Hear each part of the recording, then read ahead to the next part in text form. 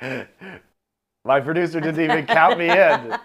Guys, she just shouted, go. Go. By the way, this is somebody who has spent much of her adult life working in production and should know better. All right, we'll do it again. We'll do it again. I'm going back. 1. Thank you. Hopefully this sounds okay today, guys. Live from Incheon, Korea, it's Continue Cooking with MonteCristo. Yeah, look at Monte. Welcome back. We did take a week off.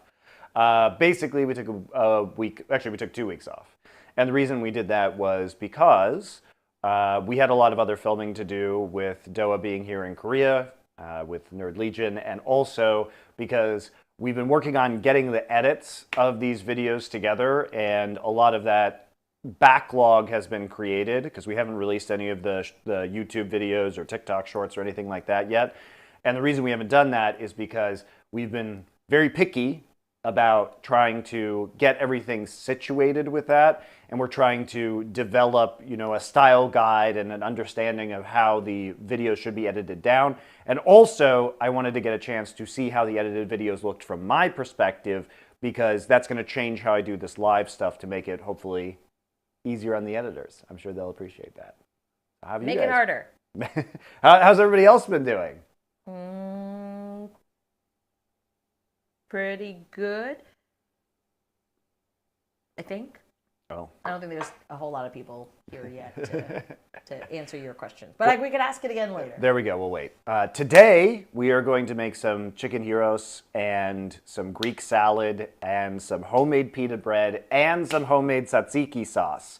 So all of these things will go together in one delicious sandwich. It's going to take a while. This might be one of the longer streams. Oh, no. We stared. What? What's oh no? Is this going to be one of those, 5-hour streams? No. It won't be that bad. He said optimistically. Yeah. They said, we have Forest Police who's moving and listening to LFN. Listening. We have other people saying they're doing awesome. Can't wait for my LFN shirt.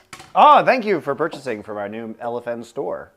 Congratulations. The shirts are really nice. By the way, that LFN merch, we really went through samples, tried to find the best quality stuff for you guys. We have the same merchandise company working with us that works with a bunch of the VTubers like Iron Mouse to make their merch. So they've been really good. A friend of mine who used to work at Twitch is running that. So yeah, hopefully you like it. Hopefully you like it. It does help support us, so we really appreciate that. Okay. What are we starting with today? Let's start. Hold on just a second. Let me pull up our recipe. Nodge fan says it's only going to be 3 hours today. 3 hours is pretty normal. That's not too bad. Today we're going to be starting with some chicken gyros from the Mediterranean Dish, which is a website that has a lot of Mediterranean dishes on it. Now, look, guys, it's not going to be real gyros. I don't have a vertical rotisserie spit in my kitchen to stack a bunch of meat on and make this. As much as my wife would probably love that, to have a constant vertical rotisserie. That would be kind of nice. I'm just thinking of all the meat splatter and how much I would have to clean every day, though. What? It'd be worth it. I'm encouraging her so just I keep can eating and cleaning, yeah. eating and cleaning. Yeah, exactly.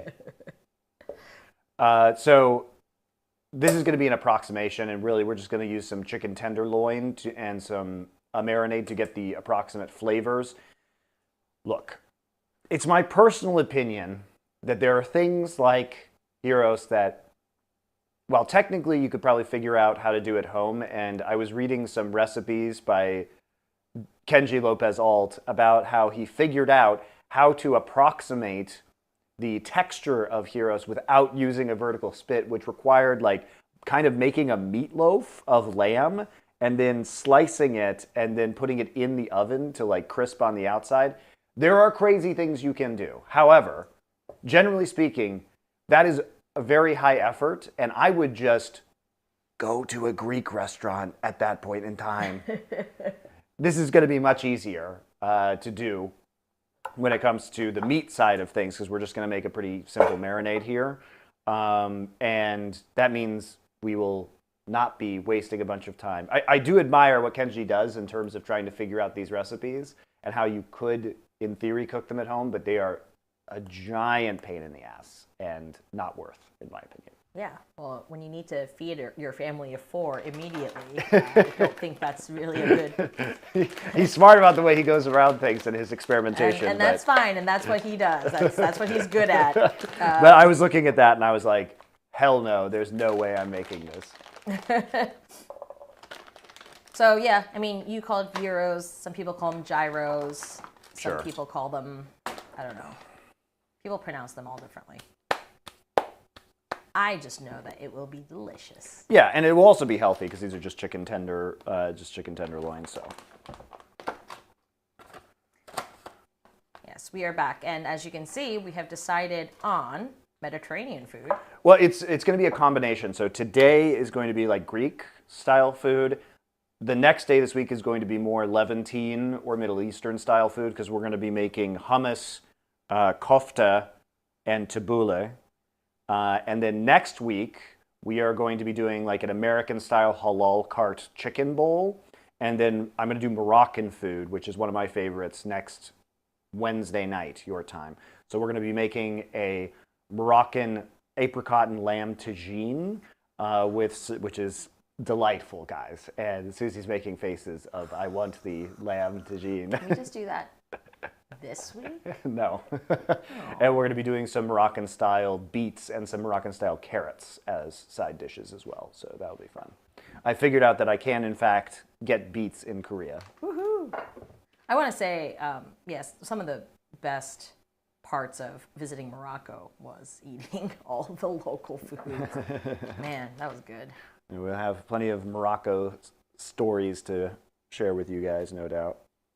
The production for this is crazy, says Clever Pete. Welcome. Yes. How clever are you? Wait. Clever Pete. You haven't even seen the production yet. You just seen one camera. There are more. There are a lot more. But wait, there's more. There's many more cameras for you to enjoy. Just wait till you see the full level of production. Unrivaled production here on Continue Cooking. IMO. It's not an opinion. That's just facts. It just is. Yeah. It's the best produced cooking stream on Twitch. It's like the least controversial take. So I'm assembling. I just want to also remind you guys that it is June, which means it's a new month, and your Twitch Prime. Oh yeah, and we haven't been on for 2 weeks, so. So just saying, if you have those Twitch Primes sitting around, might as well. Why are you holding out? Throw what is it? What's that line from The Witcher? I can't remember anything right now. Toss a coin. Yes, to your toss a sub to your Monty. Terrible. I'm so sorry. My God, will this tiredness ever go away? I can't even see my screens anymore, Christopher. I think I need stronger glasses. Oh no, how will we afford them? With your Twitch Prime subs. Only your Twitch Prime subs can make my wife not blind, guys. Hey, age will come for you too, okay? Age will come for you too. Yeah, then I'll need Twitch Prime subs. See? All right. Are you ready? You ready? Whoa! All right, here are our ingredients for our Chicken Gyros marinade today. First off, we've got chicken tenderloins, which will be excellent when we get them in a pita. Got a little garlic, lemon juice, Greek yogurt. This will be some red wine vinegar. Wow. We've got some kosher salt here. A little bit of black pepper we'll be putting in there. Cayenne pepper for just that little bit of a kick as well. We have some paprika. This is sweet paprika, not smoked. Some coriander powder, oregano, and cumin. So we're going to make the marinade right now for our chicken tenderloin. And then we'll stuff it in the fridge for a little bit. So this is going to be pretty easy. Let me go ahead. Clever Pete, camera 2. He's blown away. Oh, he hasn't even seen all the Wait till cameras. he knows that there's a camera 3. Oh my God. And And a 4. what do you think he's going to do when he realizes there's a camera 4? I don't know, but I mean, you can't go bigger than all caps, so he'll just have to all caps it again. All right, so basically this recipe calls for 1.5 pounds of the chicken tenderloins. I have 1 kilogram here, which is a little more than 2 pounds. I'm just going to use all 1 kilogram because I don't want a bunch of extra tenderloin, hanging out. And the marinade should be enough to cover an additional, basically, 33% or so. I might increase the marinade amount slightly, but probably not for the purposes of making it easy for you guys to follow along.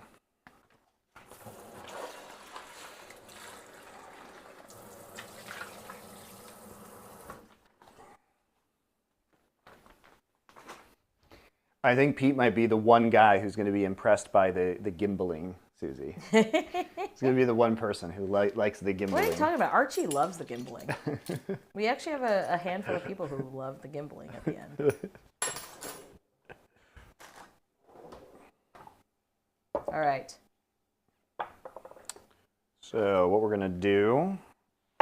Oh, Pete's in ecstasy. He just found a new camera to enjoy. Camera 3! He just found a new camera to enjoy. Let me move some of this stuff off the cutting board here.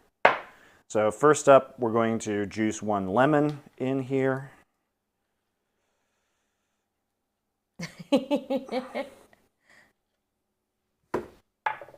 Pete says OMG.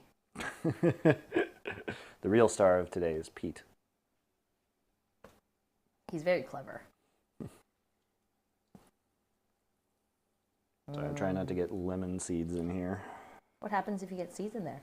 Well, then somebody eats a seed later. Oh.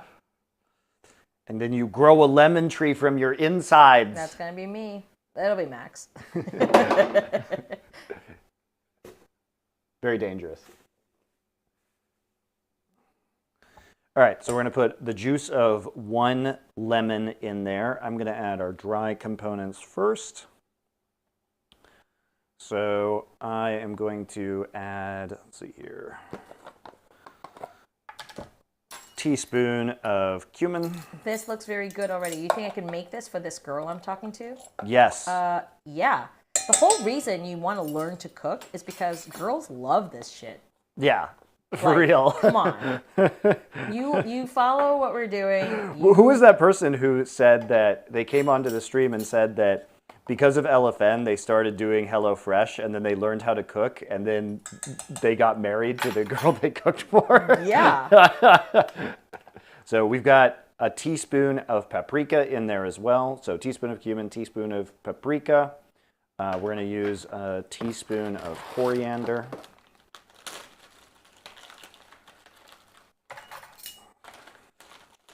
But like, women love competent men. Teaspoon of coriander.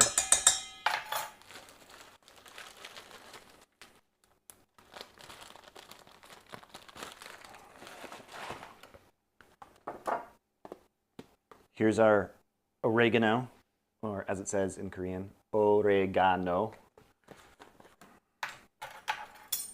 Oh, I haven't even opened this oregano yet. Oh, is that a new one? Maybe I have an open oregano somewhere. That's usually a hint that I have something open somewhere else. But I don't. I guess I used There up you all this go. one. Huge brown one says she snuggles up way more when I cook for her. Wait, a girl you're talking to? That sounds like something a puppy would do. Same. All right. Greek cuisine uses a lot of oregano, guys. It's one of their favorite herbs. So we're going to use an entire tablespoon of oregano in here. When we make the Greek salad later, we will also be using a bunch of oregano. We have our cayenne pepper here. We are only going to add a dash because this is very spicy. So a little bit of cayenne just to give it a little bit of a kick. Oh, no. Max can't eat this now. It's going to be very light. Oh, you always say that, and then he goes running for the hills because his tongue is on fire. The boy must learn. Okay, I'm going to use a teaspoon of kosher salt here. I'm actually going to do a teaspoon and a half. Make sure we get enough salt in there. Teaspoon and a half of kosher salt. Put some black pepper on top. So I'm just going to crack. Gringo mouth is a thing. Don't shame him. maybe half a teaspoon of black pepper. Oh, he will be shamed.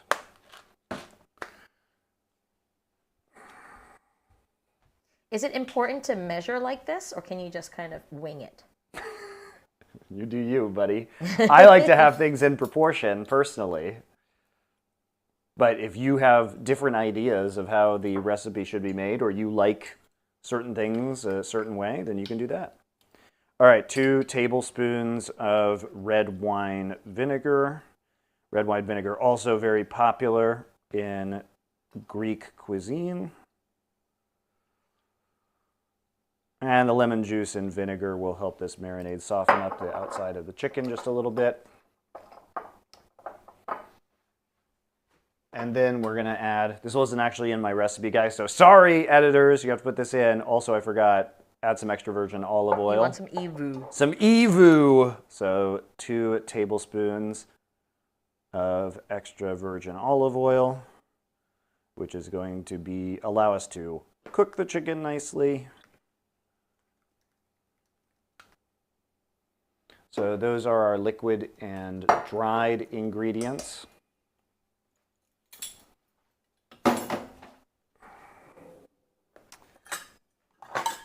So now what we need is a cup of Greek yogurt. Yogurt also works very well in marinades, but typically with yogurt-based marinades, you do have to leave them overnight because it's a little bit slower acting. So the effect of the yogurt on the meat in terms of tenderization is not really going to work all that much in the probably hour this is sitting around in the fridge. Do you need Greek olive oil for this recipe? No. Just any extra virgin olive oil will be fine. If it's Greek, bonus points, I suppose. Yeah, I don't think mine's Greek. Ours is Costco brand. Some of the Costco brand stuff is Greek. Is it? Yeah. Some of it's Spanish. Oh, Fire Elements has noticed. You squoze your lemon with a proper juicer. Yes. Not a butter knife. Oh, yeah. I've had that for a while. I think my mom gave it to me for Christmas. Yes, I think that no, she mailed it over. Did she mail it over? I don't know. Anyway, my mom gave it to me. Yes, we have a proper juicing tool. So I don't stab myself with a butter knife anymore.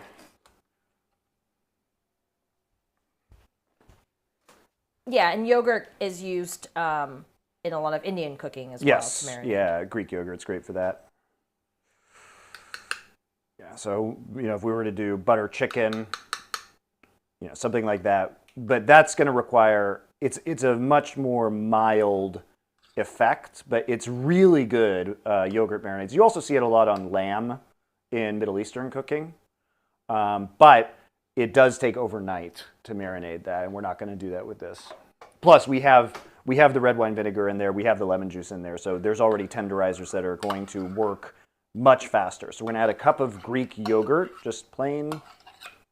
Obviously plain. Don't be adding no vanilla Greek yogurt, you weirdos, to your marinade. Vanilla Greek yogurt. It's good, but not in this case. So let's go ahead and give this a good mix up. You might want to mix it without the chicken tenders first, because that will be more effective, but I like to live difficultly. Plus, there's enough liquid in this, as you can see, that Why don't you it's just still use gonna... your hands? I could.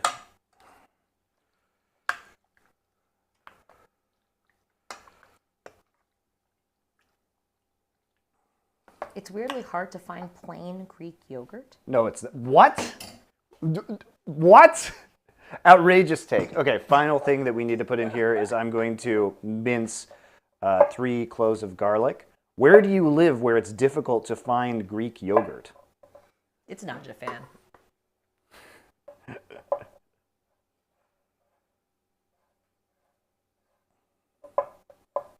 Yeah, we just got those huge tubs at Costco. Any grocery store in America. And you know what's hard to find in Korea, which is very tragic, is cottage cheese. good riddance. No. You don't mean that, Susie, because I can make really cool sauces with cottage cheese. Just because you don't like to just eat cottage cheese. I like to just eat cottage cheese. But there's cottage cheese has a lot of uses.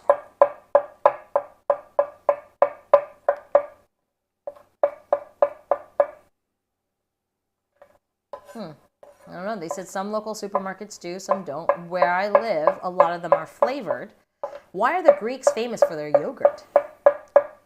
So it is basically just a way to discuss the way the yogurt is made. What's nice about most Greek yogurts is that it's non-fat. So it's high protein, low fat, which is very good for you. Especially if like you're doing things like working out a lot. So we have our 3 cloves of minced garlic in now.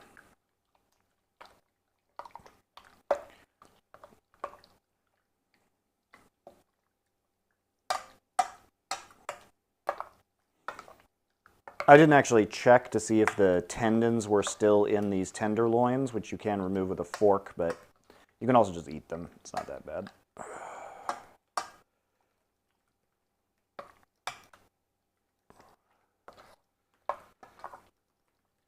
So this is a nice yogurty marinade, looking good.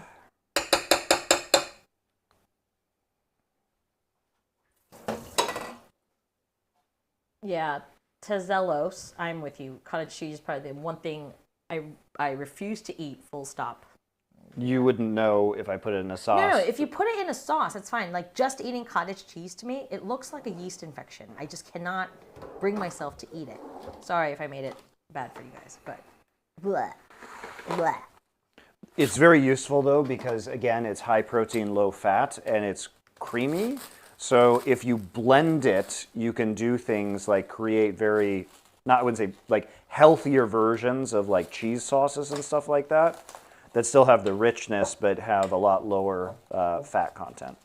So it's very useful. It's very useful, especially in meal prep.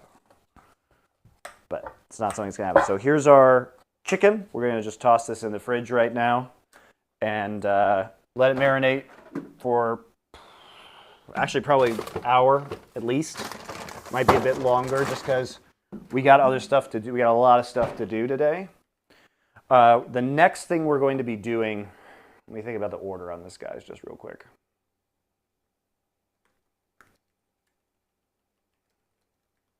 The question is, do we start the pitas now? Because there's a lot of rising that has to go with the pitas. Or do we? Yeah, Yes. I think we do. Yeah, I think you do pita first. Because tzatziki, I want to make the tzatziki because I need it to be cold. But I can do that. It'll still be cold. How long are you going to marinate? Put that in the fridge. I just said. Oh. Sorry, I wasn't paying attention, and neither was this person, apparently.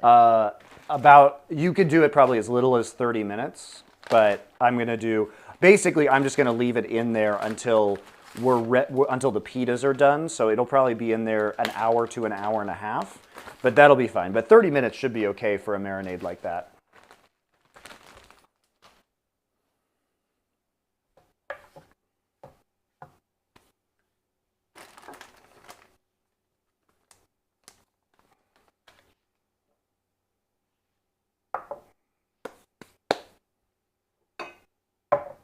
And do you have to make the pita? No, you can No, go just to buy Costco some and pitas. buy some pitas. That's You don't even have to go to totally fine. Costco. Go to any grocery store and buy some pitas. Guys, the reason why I do things this way is because it's interesting to see the process, hopefully for you guys, of like how all this stuff is made. But also when it comes to this stuff, I will just tell you, like, you can go buy pitas. I'm not going to come into your house with a gun and be like, make the pitas. Just get some fucking pitas. Go to their house. Make the pitas. This is for the curious, so you can see how it's done, or you can try it yourself. Homemade pitas are very good. This show would be completely different if you just went to Costco and bought the things. This is how you eat the things you bought. But obviously, if you just want to buy pitas, buy pitas. I don't care. I don't care what you do. It's faster to buy pitas. Do I like making pitas? Not really. I don't really like baking. I think baking is horrible. Let's let them know that this is now your third attempt at making pitas. Let's put it this way. Monty is very good at making naan. Yeah, in fact, this might mess up, guys, because I am not a very good baker. So, this may not even be a recipe that gets turned into a YouTube video. You can just watch me fail and laugh here. I have succeeded in making flatbreads. So let me explain the problem. The problem is that I am trying to do this on the stove top because my oven in Korea, Koreans don't really use ovens. And so my oven is also a microwave, as weird as that sounds, and it doesn't work too good. And it's hard to use. So the things that would be easy for me in the Western world are a little bit more difficult here. Now you can make pitas on the stovetop, but it is a technique that I have not mastered yet. So we will see. We will pray to the pita gods. Please, Zeus, help me make these pitas. Your naan is delicious, though. Look, for the purposes of this, if it doesn't puff properly, which has really been the issue, it will still be an edible flatbread that will look almost exactly like a naan, and it can be wrapped around chicken, and it will still taste good. Okay, so it won't be super scuffed. It will just be small scuffed. It just won't open like a pocket, but it will be delicious. Well, maybe it will, Susie. Maybe it will. Maybe it third will. time's a charm. Maybe it will today. Yeah, what I find frustrating about baking in general is like things like air humidity really matter. And it's annoying because it's actually very humid in Korea these days. It is currently 68% humidity in our house right now. Yeah, it's very humid. And that's with the dehumidifier running. Yeah, it's very humid. All right, so with that in mind, here we go. Oh. Squat, power squat. All right, here are the ingredients for the pitas we are going to be making. It's going to be a mix of all-purpose flour. I know this is in Korean, guys. All-purpose flour. This is whole wheat flour. A little bit of sugar. We have some instant dry yeast here. Yeast. Yeah, it's instant yeast, not active yeast, just so you guys know. Some extra virgin olive oil and a little bit of kosher salt.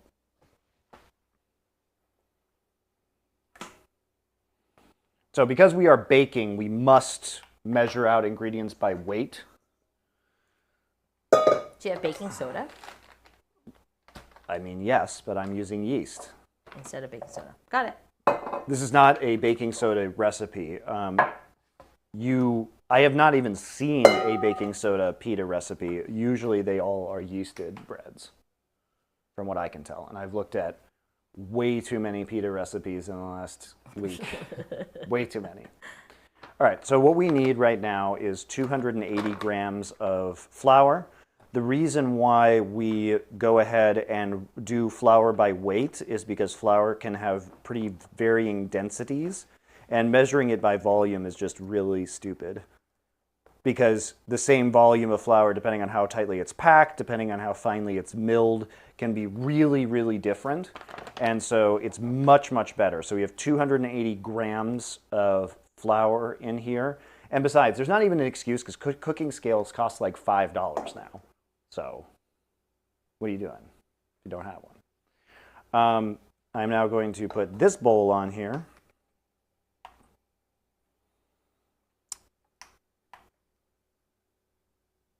And I'm going to measure out 70 grams of our wholemeal flour. So I know you guys can't see the scale. The bowl is covering it, but this is going to be 70 grams. 68, 70. We use grams and freedom units on this stream. Yeah, we use both, but usually do baking in metric because it's more precise to use grams. Those are 70 grams. I'm going to add some warm water from the tap. So I got to heat up the water.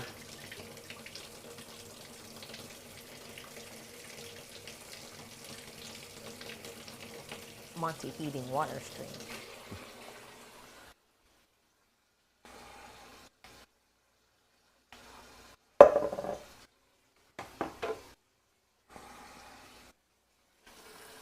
While waiting for that, I actually need my measuring spoons back, so I'm going to wash them out.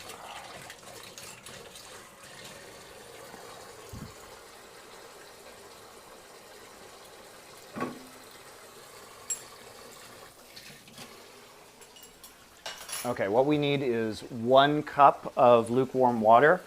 What we're looking for is a water temperature of around 105 degrees.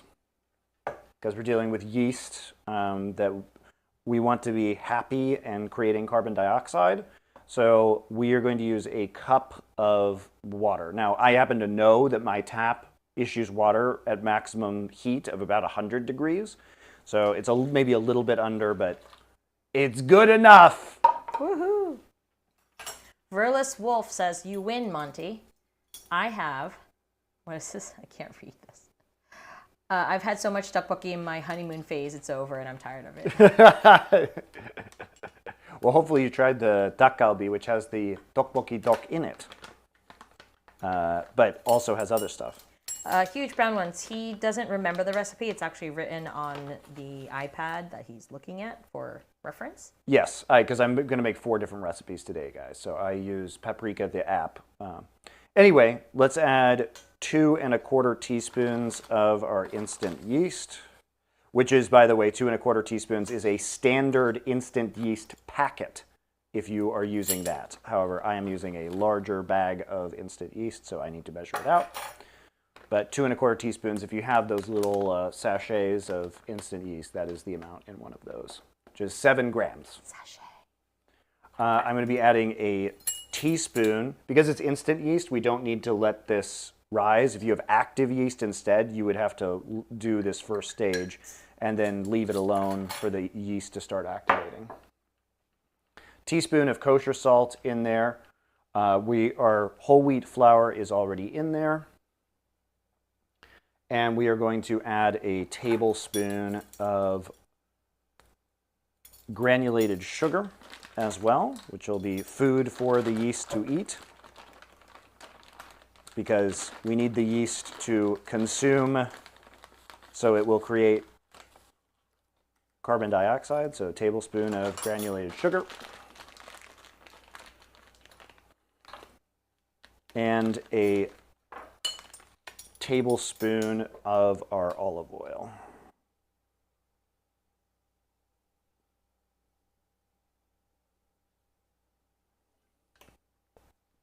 Here's our olive oil. Evu. Ebu. Just a fun word.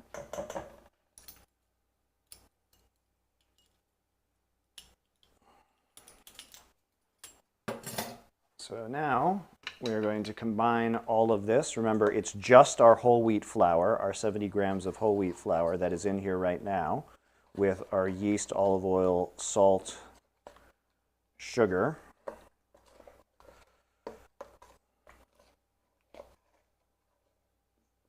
So we want this to be smooth, so we're going to break up all of the flour bits.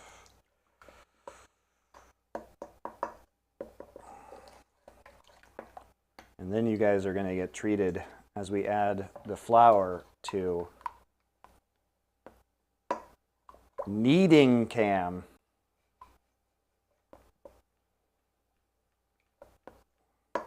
We also might need to add some extra flour. Again, it is very humid here, which is going to increase the water content of the dough. So we may have to adjust flour accordingly. I mean, this is just one of those annoying things about baking, is that baking just requires a lot of experience, particularly with specific dishes or specific breads, about what the consistency should look like. And that's going to depend on atmospheric conditions. Proto Mango says, fun fact, in Greece, we say tzatziki instead of tzatziki. Yeah, sure. Tzatziki. Makes sense. Definitely saying the American way. Get some gyros and tzatziki. Just tilting Greeks. That's what I'm here. I'm here to massacre your guys' local foods. You already did that with Korean food last month. What? Everything was good except for your bulgogi. The bulgogi is good. Yeah. It tastes good. It's not a question. Yeah, it tastes good. It wasn't bulgogi. Yeah, it was better. Oh, I improved it. You can't. Improved it. Nope. You can call it. We can eat it. And it was delicious, but it's not bulgogi. It's something else. It's a different marinade. It's a different cut of meat. It's not bulgogi. It is. Okay, white guy off of white man recipe. It was not. First off, was it a white man recipe? Second off, all the recipes that are made by Koreans also use the same ingredients. And thirdly, it was smart to velvet it. I've improved it. I don't know what to say. Velveting is a good idea. It was good. It was not bulgogi. It was like a thin kalbi. That's what it felt like.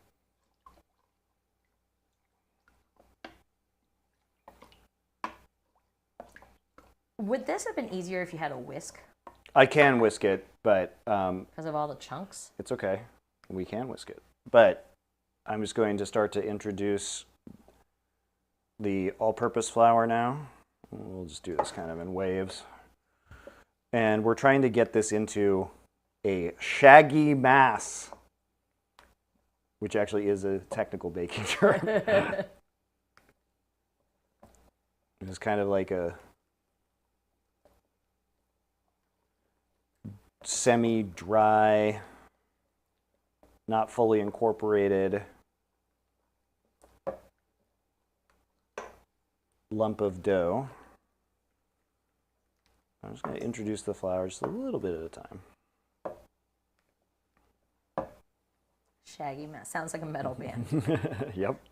But you can see why it's called a shaggy mass. So you can see it starting here. It's kind of ropey on the outside.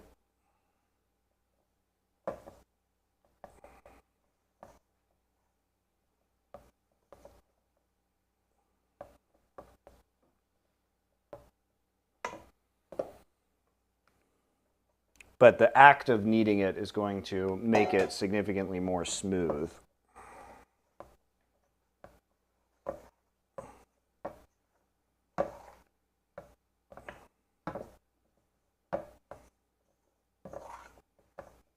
So we got our shaggy mass here, which you can kind of see. We'll hold it up. So this is all looking good. Do not think we're going to have to add extra flour, which is nice. I'll go ahead and get some of this off the spoon. This is going to be quite sticky at the moment, but part of our kneading process is going to be to pick up, the rest of the flour that's in this bowl and start to, as we knead it, it will become more elastic and less sticky. Just trying to get the extra bits of dough off of this, and we're going to knead it for 10 minutes. Oh boy. Is it now a kneading stream?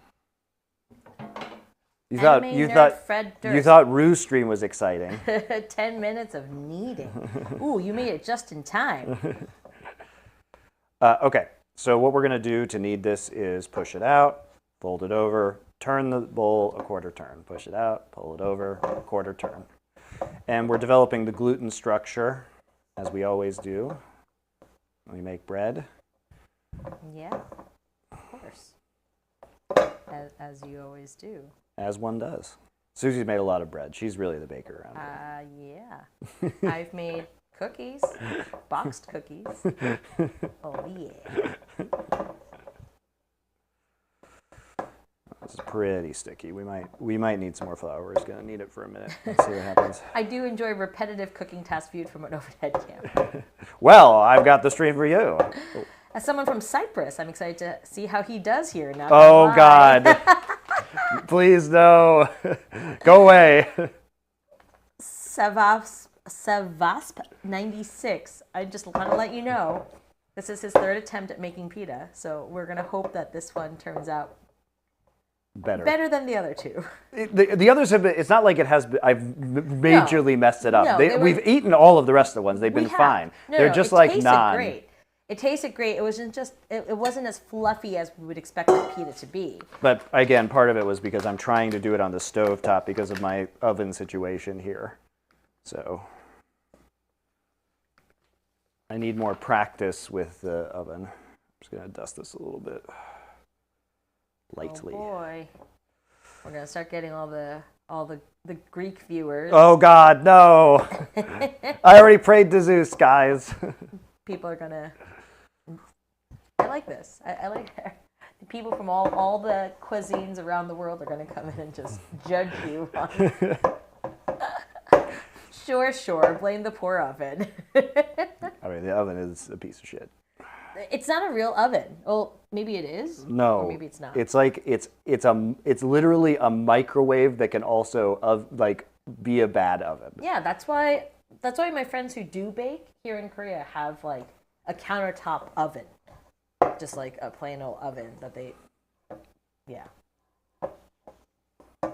I don't want. Though. Anime nerd Fred Durst. We just took 2 weeks off because of other LFN things that he had to do. Is this a new schedule, he says? No, this is the wrong day. We were supposed to do it yesterday, but there were... We're still going to go with the Sunday night. Yeah, the next Wednesday one will be night. on Wednesday night for you guys. Sunday night, Wednesday night, U.S. time or non-Asia time.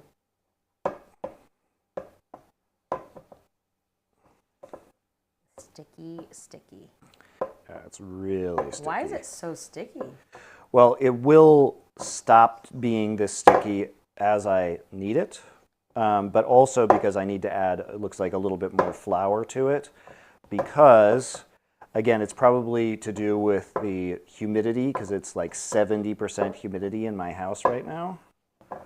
62. It's going down. I have a humidity meter.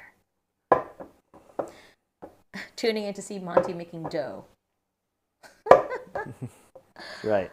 I trust Monty's cooking, so I'm sure he'll do great. But this is also the first time I'm familiar with the food that he's cooking. Oh, God. All right. Credibility destroyed. I mean, the rest of the stuff is going to be very good, guys. I'm not really worried about that. This is going to be the one thing we've made on this stream that might mess up because I'm not a super good baker. But all the rest of the food that we are making for the rest of this next 2 weeks is going to be really delicious. So here's a question for you. Why are you kneading in the bowl and not on the board? Because it doesn't need to be kneaded on the board. You can, but bowl kneading is perfectly acceptable. And this recipe does call for the bowl kneading. My God, this is really sticky. All right. Well, Funky Farrah says, let it sit for 20. It'll develop well. I've made tons of doughs. We will, but we need to knead this. I'm following this recipe, and we do need to knead this for the 10 minutes. All right. Keep mushing it. It's just very sticky. Mush and turn. Mush and turn. and fold and turn. It's not even folding very well. Do you need to put flour on your hand? What? Your hand is just a big web of. You're like a malfunctioning Spider-Man right now. Maybe I'm just a masturbatory Spider-Man. Gross. Hashtag masturbatory Spider-Man. It's not going to help, Susie, because I keep putting my hand into the dough. The dough itself just needs to.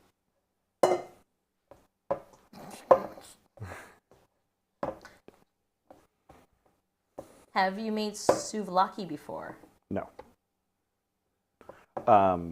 But this is similar. What we're making today is very similar to souvlaki. It is basically souvlaki, guys. But souvlaki doesn't have the same, I think, recognition that gyros do to most people. Gyros. Gyros.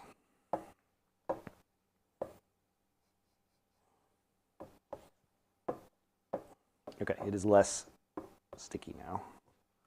We do want this dough to be tacky because the thing about pitas is that pitas we want to puff. So the dough has to be pretty wet because why the pita puffs is when you put it on, when you bake it, either on the stovetop or into in your oven, what happens is you don't bake it for very long, but the shock of the high heat creates a pocket of steam within the pita, and that is what creates the puff that has been so elusive for me these last several days. So we do want that to happen. So you do have to be careful to not make it add too much flour to make it too dry. That makes sense. But this is also tackier than we need, and we do need this to be some sort of cohesive ball at some point in time. So I'm going to have to just keep adding this. I've probably added about a quarter to another half cup of flour at this point in time. But this has been when I've made this dough, I have had to add quite a bit of extra flour to it. Okay, it's looking pretty good now. And you're going to let this guy sit for a bit, right? Oh yeah, I'm going to let this sit for an hour, guys. I'm going to transfer it to a clean bowl, and then we will let it sit. There we go. So part of it is just the action of kneading, but this is good now. This is like the tackiness that we want, but also, there we go. This is probably the consistency that we want right here.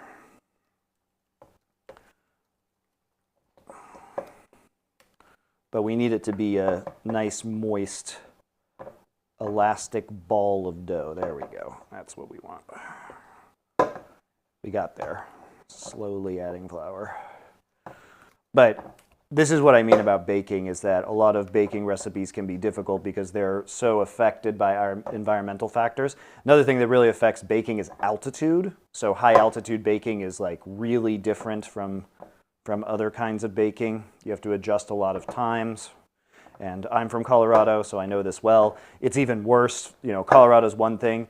If you're in Mexico City, or Colombia, you know, Bogota, these places with really, really high elevations. It does affect cooking time, obviously, too, which is why a lot of Colombian cuisine tends to use pressure cookers, because it takes longer to cook things that are braised, or things like pasta, anything that's boiled, because the boiling temperature is lower due to lower air pressure. So it can take longer to cook stuff. But pressure cookers help you with that problem.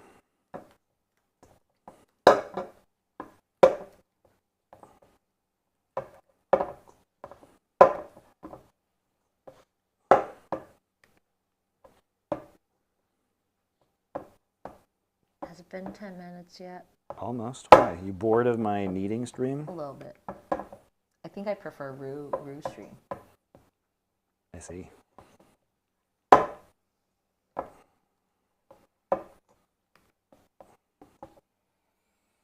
Yeah, it's much better now. Not ruined yet, guys. Yet. Yet is the key word. I'd still eat it. I mean, fresh bread is good, right? And it will be a nice, fresh, flat bread. No Roux stream was low-key banger. See, everyone loved roux stream. The gumbo stream gonna pop off. Yeah, it better.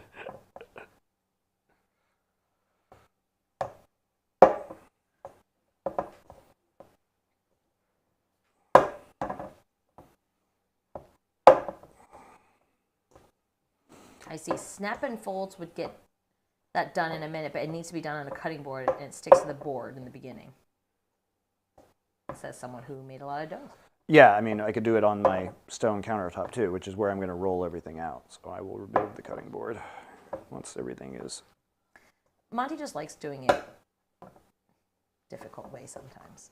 Well, first off, this recipe says to do it this way. Okay, this recipe says do it in a bowl. Yep. Second off, kneading in a bowl is fine. All right, so I'm going to get a clean bowl ready. Slap and fold.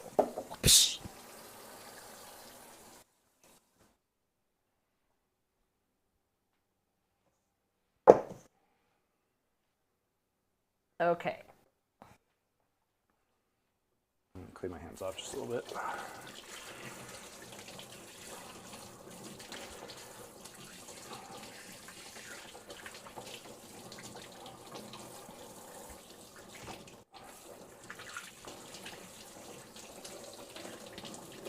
You're just washing your hands now? I'm just rinsing them off.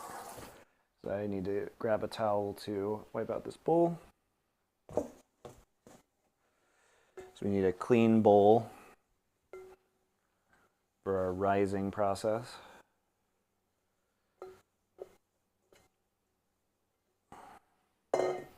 So I'm going to use the cutting board momentarily. It already has some flour on there, which I need to wash off anyway. So I'm going to turn this into a ball. Very sticky ball. It's okay.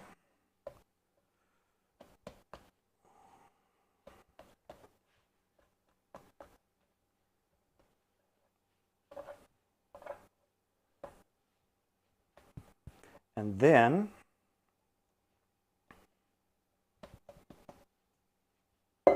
we have our bowl. So we're going to lightly oil this with olive oil. So it's probably about a teaspoon that I put in there. And we're just going to rub this around.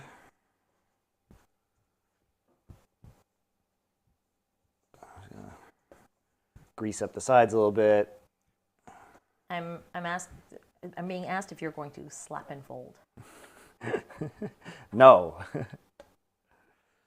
All right. So add just a little bit more to my hand, actually. I'm going to coat my hands in this, and we're just going to go ahead. I'm more used to eating gyros rather than cooking it myself. Same.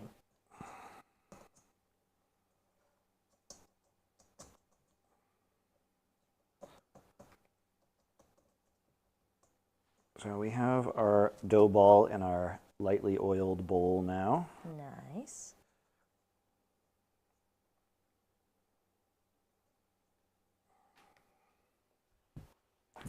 Wash my hands.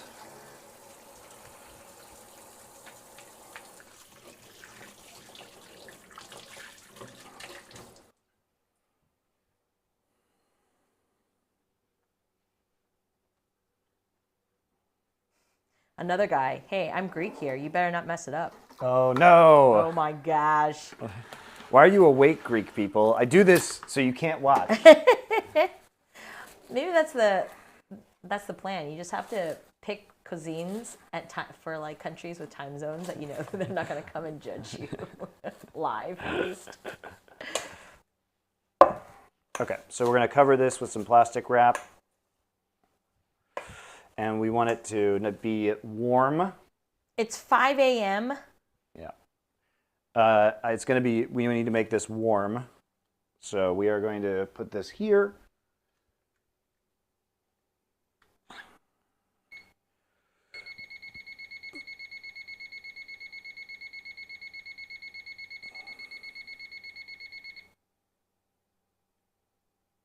There you guys go. 1 hour. There we go. So we'll put this off to the side. I fell asleep after work and I woke up at 3:30. It's only partially my fault. So we're going to allow that to rise, and it should double in size. Rise. Rise. Rise. Got to get the League of Legends reference in there. So let me put my flour away.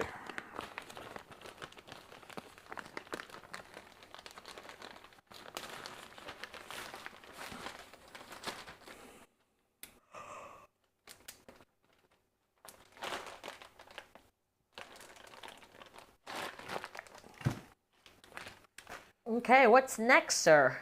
We need to make the tzatziki sauce, but first off, I'm going to need to wash some stuff real quick. Clean up a little bit. If you want cuisines where people can't criticize you, might have to do some British cuisines. Might have what? You do some British cuisines. Use as little seasoning as possible. Nah, good British food is good, man. And I'm sure we will do some like meat pies and roasts and stuff like that at some point. Well, we had Atlas over here the other day for dinner. Christopher was testing out some of this food. Sorry, Monty was testing out some of this food, and they were our guinea pigs. But he did say that he would like to be on stream some point and make some Australian food. Yeah, I said, come on and let's make some Australian meat pies. I've never made them, but they are delicious. So we'll see. Is this a weekly thing now? I love you, Monty. It's not weekly. It's actually twice a week. It's twice a week. Twice a week with a couple of breaks. Always, Yeah, after we're done with this, the next 2 weeks, I have to go back to the States for a week. So there won't be streams. I guess I could do it. Susie's version of nailed it. Hey, I can teach them all the things I know how to make, like keramari that you never got around to, and yeah, kimchi jjigae. I want to see Atlas make pavlova. Okay. Noted. I can make a sick bowl of cereal with banana slices. Korean instant ramen. I can make Korean instant ramen. I mean, I can cook. I just don't, because I don't want to take away the joy of cooking from you. Oh yeah, it's very thoughtful. Will Cool Runnings be in the sports arc of Foreplay? No, sadly. Look, man. I love Cool Runnings. I love Cool Runnings. It is not. The sports arc is Hoosiers, Field of Dreams, Rudy, and the Hustler. But I was trying. Here's the funny thing. We were talking about this in Field of Dreams because I like Field of Dreams and Thor and Richard don't. But I said, like, we were talking about Cool Runnings, and apparently Richard really likes Cool Runnings. I didn't know this because I was going to try and pick it for our next spit roast, but Richard also really enjoys it. So. Oh, Monty, you let me down. Cool Runnings should have been there. Well, Richard and Thorin both thought that Cool Runnings is better than Field of Dreams, which I agree with, but I didn't think they would agree with that. I was surprised. We talked about doing a John Candy arc, though, which would be really fun. I'll remember not take away the joy reasoning for when I'm married, Susie. The joy of laundry is something I would never want to steal. Exactly. I know. That's why I do all the laundry and you do all the cooking. Mm-hmm. See? We are giving each other joy. Whoops. And spilling coffee. Spilling a little bit of coffee. Don't question the rules of ghost baseball. Wait, who said that? Halsway. Halswees? I can't pronounce your name. Oh, Richard said earlier that your new catchphrase is don't question the rules of ghost baseball. Yeah, because you can't. Oh, Richard was talking about this on his stream, I'm sure. Yeah, because like if you start to question the rules of ghost baseball, like you just can't enjoy. It was funny because like Dreams. So I never watched Field of Dreams until the other night when Monty had to watch it for Foreplay, and so we're sitting there watching it. I keep asking him all these questions like, "Well, where's he going?" or "Why is this happening?" And he just looked at me like, "You can't question these things. It just is." To be fair, that's what I say to you about a lot of movies too, and then you give me attitude. No. Yeah. But look, I understand the problems with Field of Dreams. Ghost baseball is stupid and the rules are stupid. But there is substance to Field of Dreams. But if you want to find the good parts of Field of Dreams, you just can't get hung up on the rules of Ghost baseball. I'm just saying, there's a lot of movies like that, and Ghost baseball seems to be like where you accept it. I don't accept it. I question Ghost baseball. But the problem with Field of Dreams is that you can't discuss the good parts if you start to get hung up on the rules of Ghost baseball, which are stupid. We all admit it's stupid, but if you want to have a productive conversation about Field of Dreams, you just can't get hung up on the rules of Ghost baseball. I think Field of Dreams is a flawed gem. There's some really good parts, and there's some really stupid parts, like Ghost Baseball. Ooh. Did you know that I have been sub to you for 110 months now? Congratulations.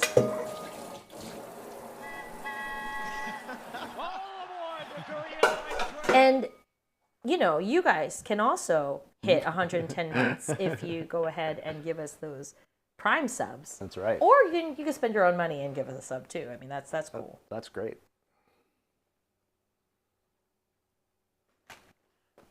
You look lost. I feel lost. All right. because I wanted a different sized bowl for this.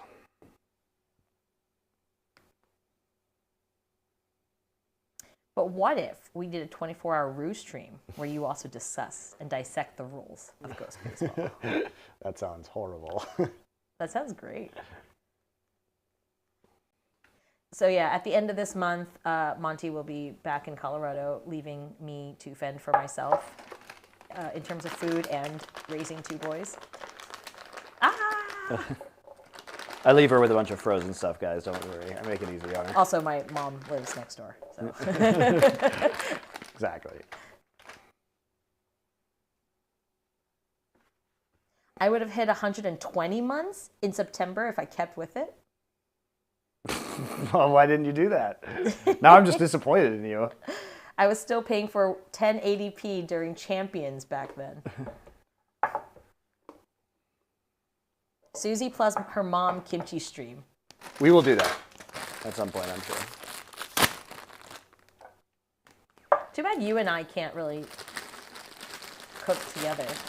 One, we just wouldn't fit the frame anyway because you're too tall and you would just see like my head the way the camera is angled. We can. It's fine. She just doesn't like being on camera now. She's over it. I'm old and fat now. But you know who's not? This guy. Still in my 30s. You're still in your 30s. All right, here we go. We're going to be making some tzatziki sauce, and tzatziki is a yogurt-based sauce, so we have our Greek yogurt here. We also have a cucumber, which we're going to grate, some garlic, which we'll leave raw and grate into the tzatziki. We've got some fresh dill here as well to add that flavor, some white vinegar, kosher salt, and some extra virgin olive oil, and that's it.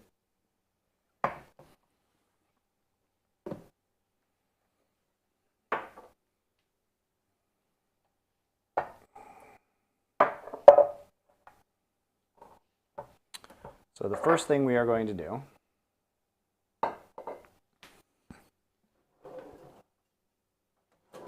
that's the wrong drawer, is get our box grater out. And we're just gonna, you're gonna want to use a lower water cucumber for this, so an English or a Japanese or Korean or Persian cucumber. But even so, we are going to squeeze some water out of it just because we don't want the sauce to be all watery. Take the big side of the box cutter holes, and we're going to be slicing up our cucumber. What if you don't have a box cutter? Buy a box cutter for $1.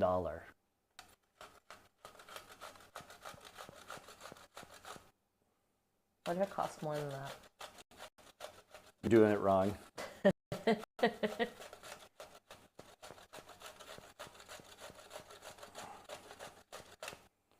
So we are going to use, recipe here says to use 3/4 of a cucumber, but a whole cucumber of this size should be fine. If you're using Persian cucumbers that are smaller, you might need to use 1.5 or 2.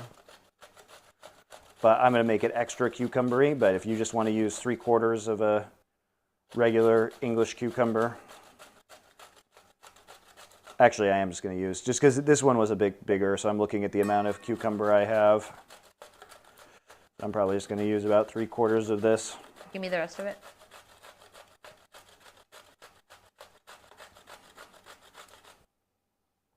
There you go. 3/4 of a Korean cucumber. The nice thing about Korean and Japanese cucumbers is that, which are the kind of cucumbers you can get here, is that they tend to be lower moisture. You can use a regular American style cucumber if you seed it, if you cut it open and take the seeds out, but kind of annoying.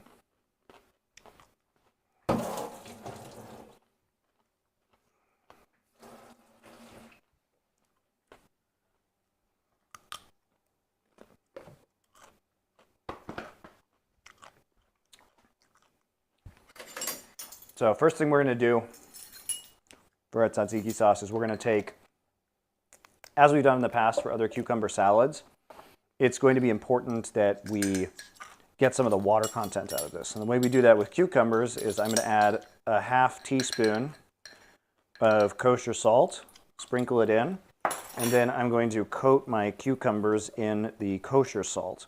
And the salt will draw the water out of the cucumbers if we let it sit for 10 minutes or so.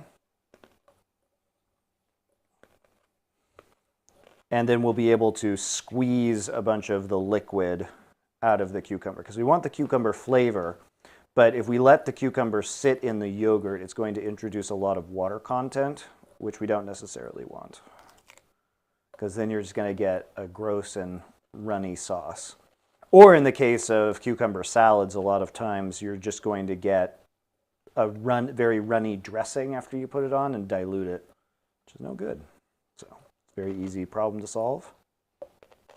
As you guys can see, the water is already starting to come out of this because this has been shredded, so there's a lot of surface area on this cucumber. So we'll just let it sit there for a few minutes.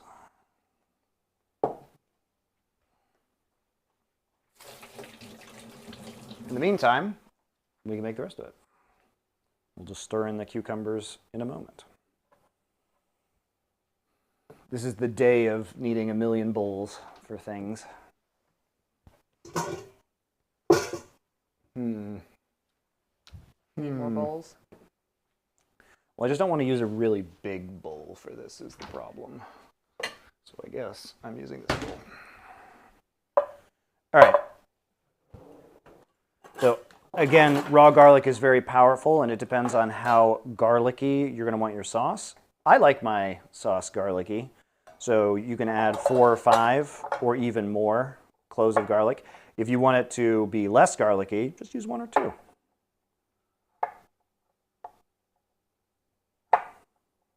We are pro-garlic household. That's right. The reason why we're going to mince this on a microplane, you can go ahead and use your knife to mince it as well, but the smaller, when it's kind of a garlic paste at this point in time, it's going to make it a lot easier to mix into the sauce evenly. So that's why I'm doing it this way. You will get the kind of garlic paste at the bottom. I'm just taking away the leftover kind of skin and throwing it away.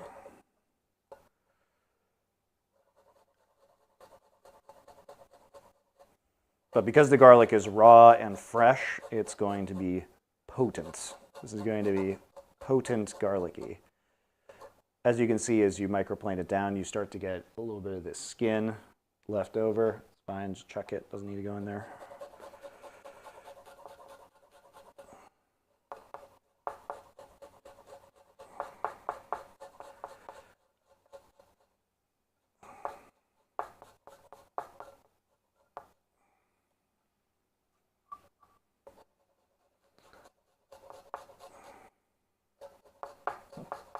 Garlic ASMR. Microplane ASMR.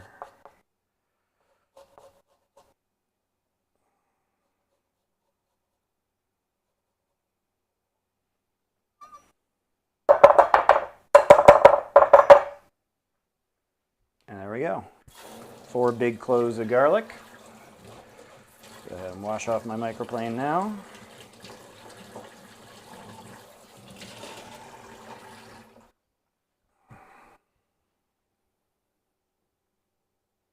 So we're going to use another half a teaspoon of kosher salt in here. And we are going to use 2 cups of yogurt. Where'd my measuring cup go? 2 cups of plain Greek yogurt.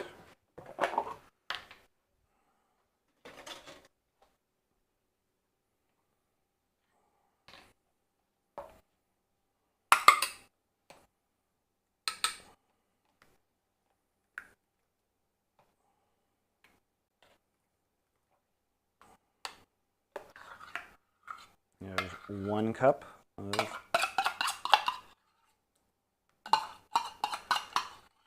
plain Greek yogurt.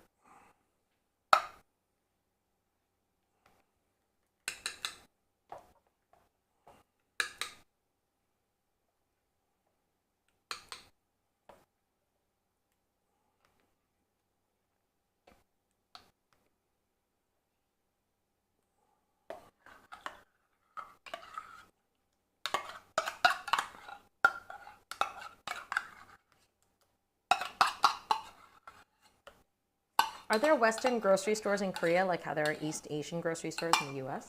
We have a Costco near us that has a lot of Western ingredients. But no, not really.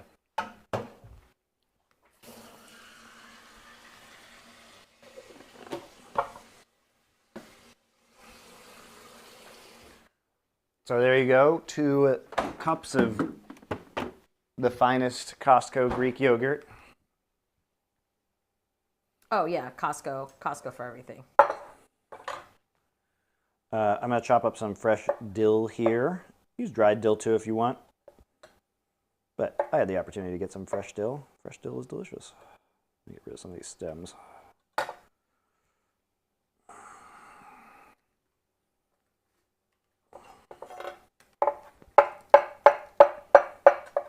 You know, what's so good about Mediterranean food and Middle Eastern food is all the nice and fresh herbs. Parsley, dill, mint. What is a Western ingredient or snack you like but you have a hard time finding? Cottage cheese. We talked about that. Cheez-It Grooves white cheddar. She orders those though, so It's really expensive here. I bring some nice Cheez-Its back for you from better. the land of the free. A whole bunch of them, okay? All right, so we're chopping up a couple tablespoons there of fresh dill. You can add maybe a tablespoon of dry dill if that's all you have. Going to add a teaspoon of white vinegar. 1 teaspoon white vinegar. And a quarter teaspoon of white pepper. So white pepper is actually the same plant as black pepper. It just depends on when you harvest it, whether it's white or black. And the white kind tends to be a little bit more fruity and spicy. It's used a lot in Asian cuisine. Thai cuisine uses a lot of white pepper. So we only need a little bit of that. We are going to just go ahead and mix this together now, and then we will mix in the cucumbers, and then our sauce will be complete. So easy. So easy. So easy, so delicious. I know.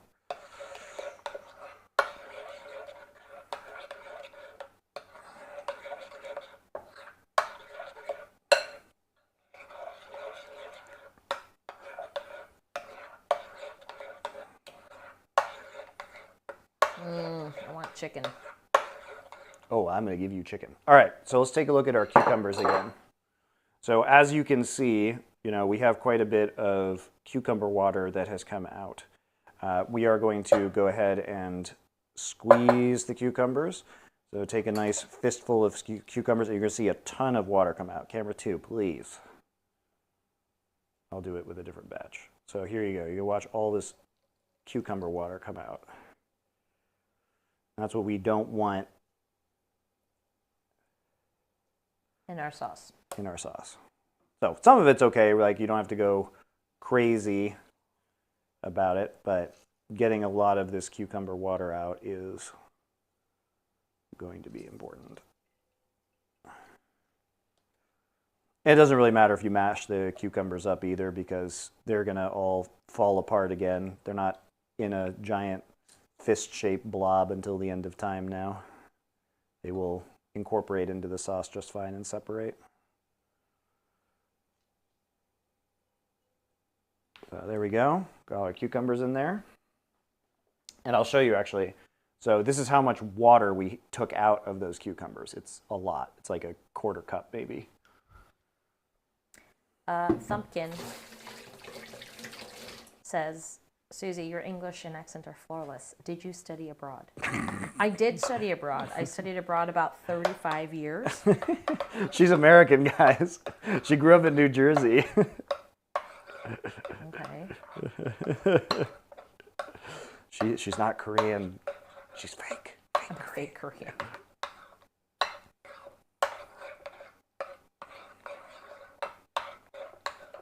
I did study abroad, though, from literally preschool till college.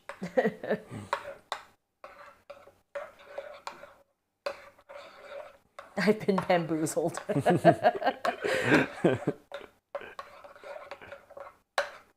She was born in Korea, but what, you moved when you were 3? I was 3 when we moved to New Jersey. And no one in New Jersey says Joyzy, by the way. It's a complete Long Island accent that true. comes over, and I don't know why. All right, so I'll give this a try now.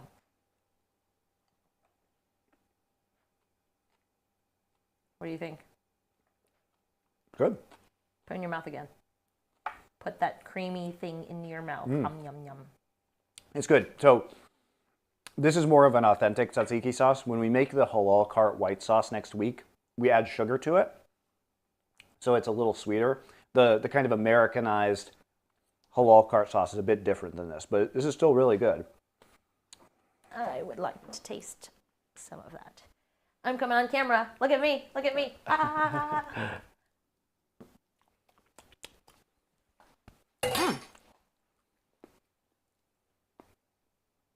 Why is it spicy?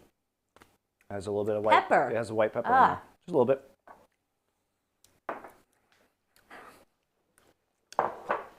By the way, when she says, why is it spicy, it's not. It has a 1/4 teaspoon of white pepper in 2 cups of Greek yogurt.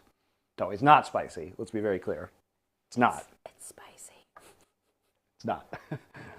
Just because your spice taste buds are dead? It's a 1/4 teaspoon of pepper. Oh my God. It's not even cayenne. Get over it. Stop spice shaming my gringo mouth, okay?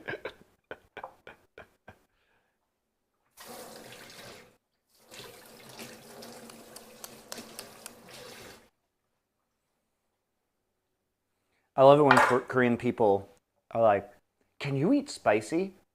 I'm like, Korean people, who do you think gave you the chili peppers? It was white people. White people gave you the chilies. To be fair, though, a lot of white people cannot take the spice. You're like a weird anomaly. No, I'm not. Yes, you are. Not even just spice. You're just a general anomaly.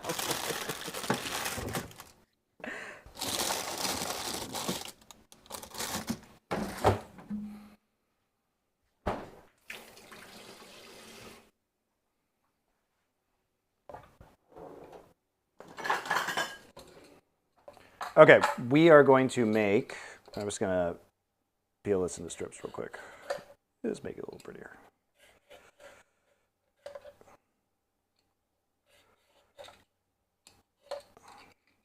Yeah, I love explaining to people, like, he eats spicy better than me. And they're like, oh my God, can he use chopsticks? I was like, and he can use chopsticks better than me. So, at least I speak Korean better than you. You're very good at that. I got that going for me, guys.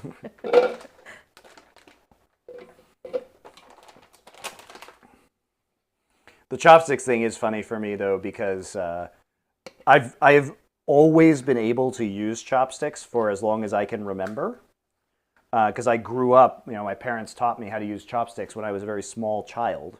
So I've been able to use chopsticks for as long as I can remember. And so when people ask me, I'm just like, what? I don't remember a time where I couldn't use chopsticks.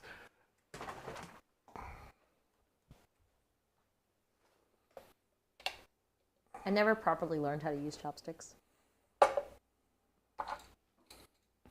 All the confessions are coming out. I can use them, but it's not well. Whatever. I can get the food into my mouth, okay? That's the important part.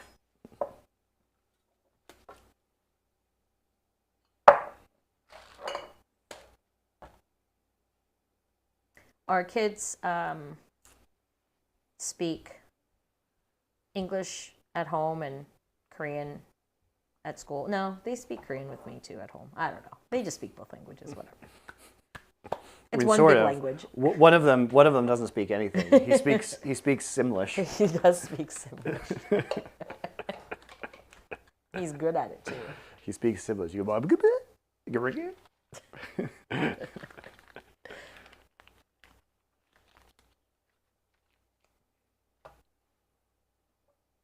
guys, I'm making sure I have all my things here.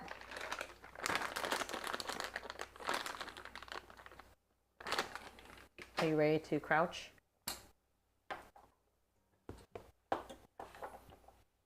Crouch time.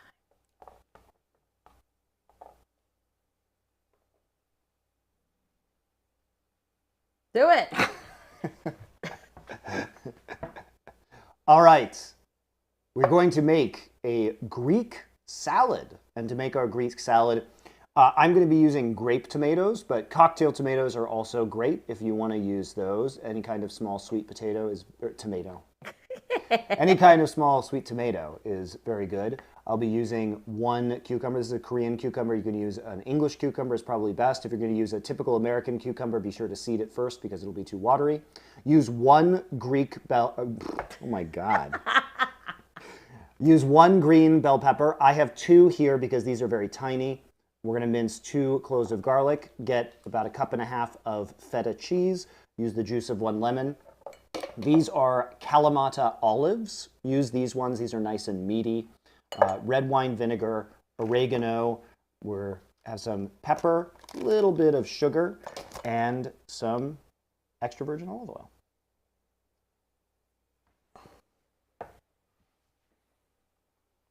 So, sweet potatoes. Sweet potatoes, and yes. Greek peppers. Got it. Yeah. Greek peppers. Only the Greekest of peppers. Whatever those are. Oh, I forgot one thing. Bring it back. Oh. We need a small red onion, or half a medium-sized red onion is good as well. Okay. This salad is very good, guys. We've made this salad a lot. The red wine vinegar and oregano are beautiful. Kalamata olives, which are a Greek kind of olive, are delicious. You can buy the Kalamata olives either at a store or at a place like Amazon. We'll ship them to you. Is that where we got ours? I got these from Coupang. All right, so Greek bell peppers and Greek Yep. olive oil. Everything has to be Greek. Yeah. Otherwise, it's not Greek food. I'm sure the Greeks believe that.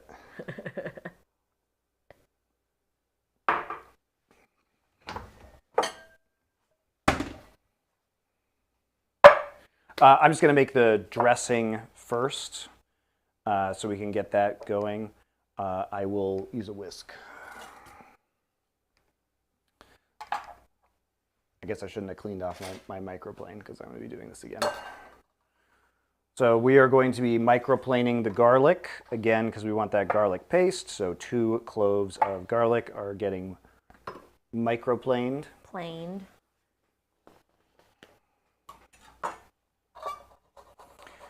Now, most of the time, I'm going to say something heretical that is going to scandalize all the Greeks. Oh, God. You ready? Well, it's because of you, Susie. Most of the time, I make this with mozzarella. Fresh mozzarella cheese. Because my wife hates feta cheese. But I like feta cheese. Greek people, get mad at Susie. I like feta cheese. Okay? I think feta cheese is delicious. My wife has very strange cheese opinions that confuse me. She does not like feta. She does not like blue cheese. She does not like goat cheese. What other kind of cheeses don't you like? I don't know. I don't like anything with mold and strong flavor like that. Cheese is mold. All of it. Well, I don't like it when it's very visibly mold. What about goat cheese? That's just smooth and creamy. So in high school, there was a goat cheese appreciation club that I joined because there was a boy in that club. By the way, guys, I've never heard this story, so I'm very interested in this. Okay, so there was a boy who ran this club. He sounds like a dork. He was an upperclassman, okay? Oh. But, so I joined this club, and then we had these, like, goat cheese tastings and stuff, and, like, I tried so hard to like it, and I just couldn't. I just couldn't do it. And yeah, now whenever I hear goat cheese, I just think about that club and like me forcing myself to eat this goat cheese. Interesting story. Red wine vinegar, 1/4 cup. I'm a fan of mozzarella. I like Gouda. I like Brie. Yeah, you like Camembert. You like a lot of French Camembert. cheeses. I like Cheese Whiz. I like, I like all sorts of cheeses.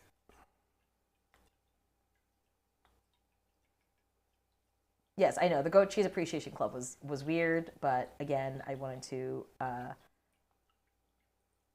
be able to have some time with this upperclassman boy. It didn't last. Gruyere is great. I like that too. I've actually been to Gruyere to eat the cheese there. Okay, 1/4 cup of red wine.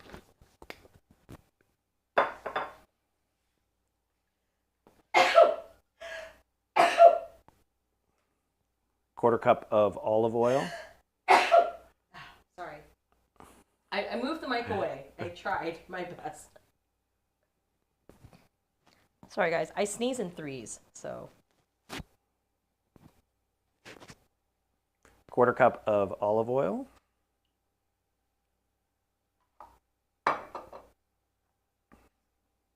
Thank you, everyone.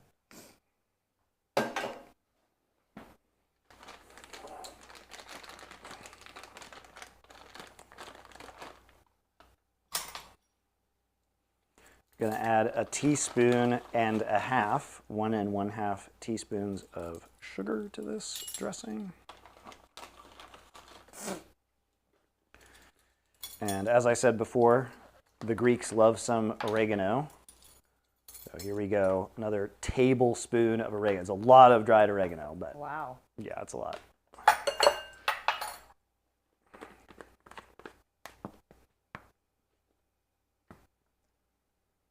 Oh, gosh, I feel like I'm going to sneeze again. So yeah, fun fact about me is that I sneeze in threes, and which means if I sneeze in threes, it's usually just because something's itching my nose or whatever. If I sneeze in even numbers, it means it's because I'm sick and I have a cold. I know, don't laugh at me. We're going to get 2 tablespoons of lemon juice, which is about half of a lemon typically, especially a fresh lemon that hasn't dried out very much. So I'm only going to do half a lemon for this. So quite a bit of juice in this one. Would this recipe use sugar or honey? Honey seems more Greek to me. Yeah, you can use honey.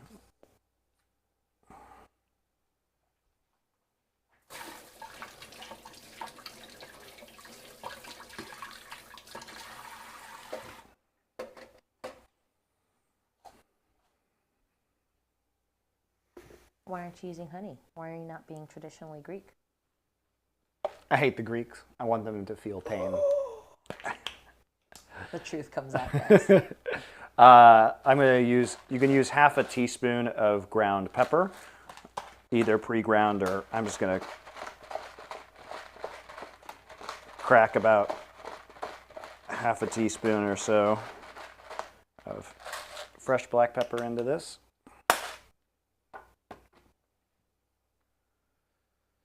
I always knew Monty hated Zeus. No, I love Zeus. That was a League of Legends reference. All right, so we got to dissolve the sugar in here, so I'm just going to whisk this up for a little bit.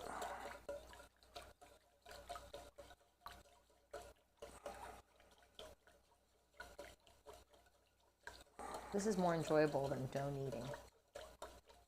It's mesmerizing. Oh, I saw a lemon seed in there. I saw it. Where is it? I know you're there, lemon seed. It's fine. Leave it alone. What did it ever do to you? Invaded my dressing. I saw it. Where is it? I found it.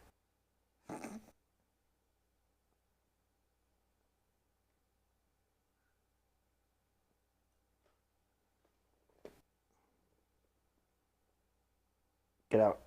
Get out. No. No. Out. Okay.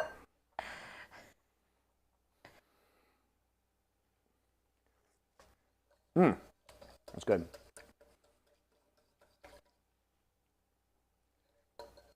Oh, yeah. So I'm going to put that to the side right now because we don't want to dress our salad immediately. What we want to do is wait a little bit because we want to put it on right as we're about to serve the salad because it'll be fresher and better that way. But in the meantime, what we can do is just create everything else that we're going to be putting into the salad itself. So there's the dressing done. We will not combine the dressing yet. I'm going to go ahead and cut this in half, and I'm going to, whoops. I don't need to seed this because there aren't a lot of seeds in Korean / Japanese / English / Persian cucumbers. I'm going to cut this into quarters.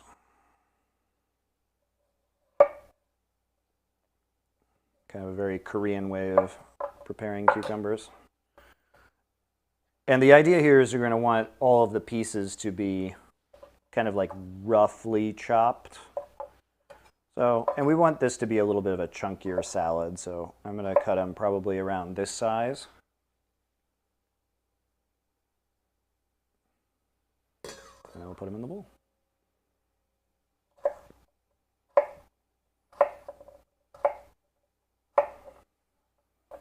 And kind of easily skewered by a fork.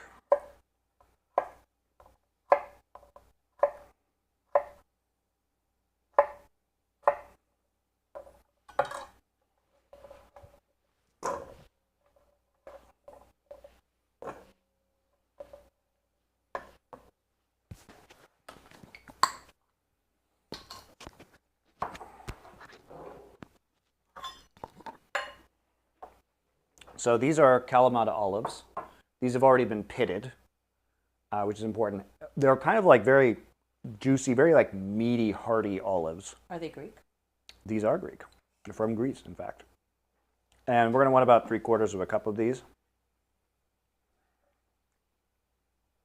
I love Kalamata olives. Oh, so good. No, don't take it from there. That's just making me do more work. How is it? Delicious.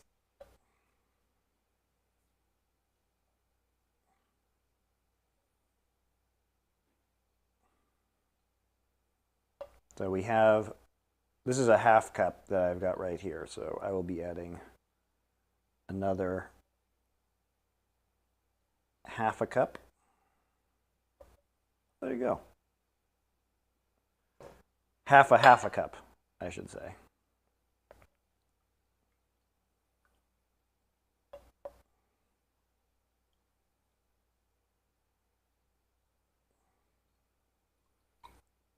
But if you like more olives, you can add more. The ratios of the salad, you may decide.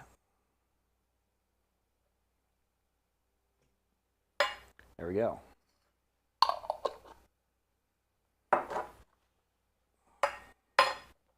So we have our two incredibly tiny Korean bell peppers here, which is kind of annoying that they're so small, so I have to use two. If you have normal sized bell peppers, you can just use one.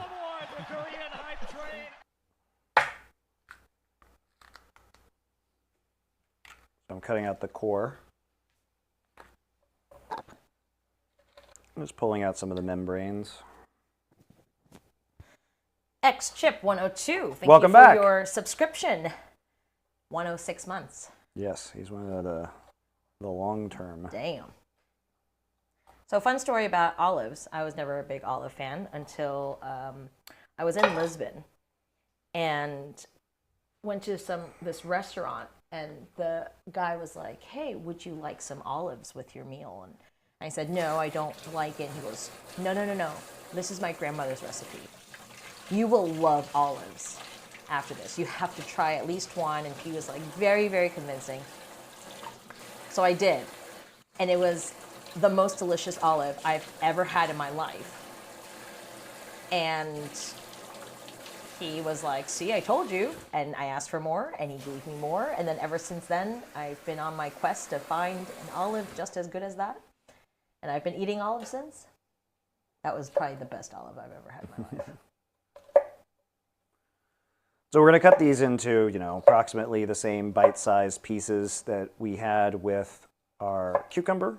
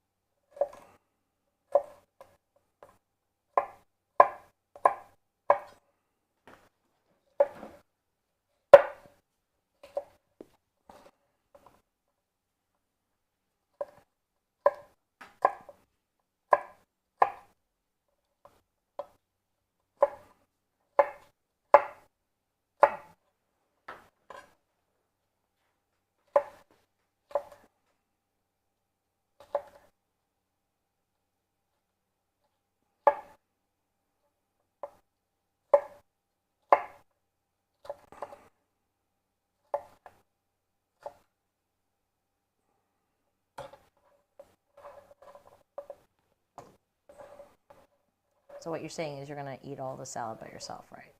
There's feta cheese in it. Give some to your parents. You can't eat feta? Can't eat around it?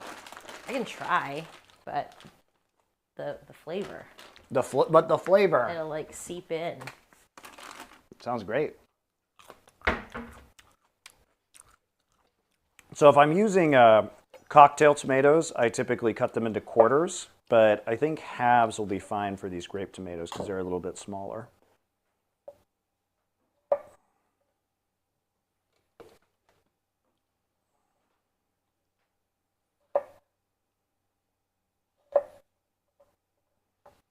So I'm using 2 cups of these tomatoes. Again, you can adjust salad ratios as you like. The reason why I wanted to do this kind of Mediterranean food / Middle Eastern food right now is the weather's heating up, and some of these cold salads and stuff we're making, hummus, are just so nice in warmer weather. I made a bunch of tabbouleh the other night. It was really good. Made a bunch of hummus. It's gone.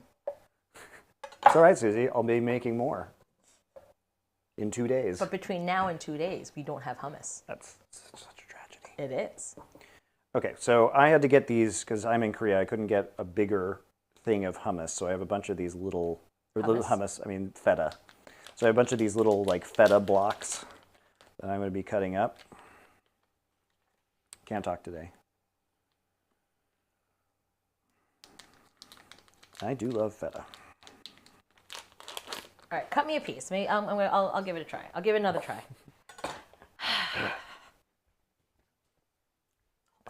Even smaller piece. That's too big. What are you, a child? Yes, I am. Okay, I'm gonna. So I wonder if this is how Max feels whenever I'm giving you foods to eat. Okay.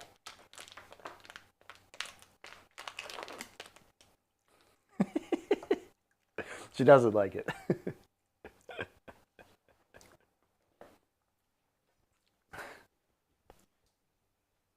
Do not throw it there. You can include it with the rest of No, the your mouth has been on it. nastiness. Ugh. Do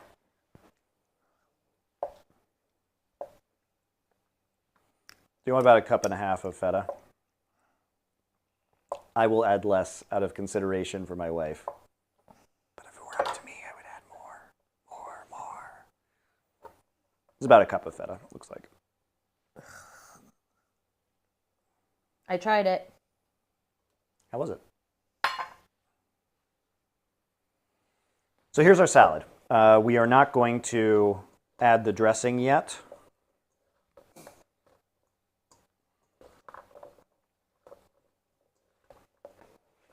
Because we want to dress it later. I'm just mixing it up, so it'll be nice and easy to add that dressing in a bit.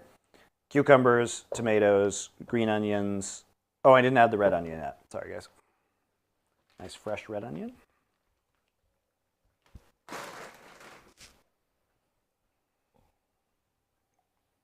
Our very mini red onion that we have right here.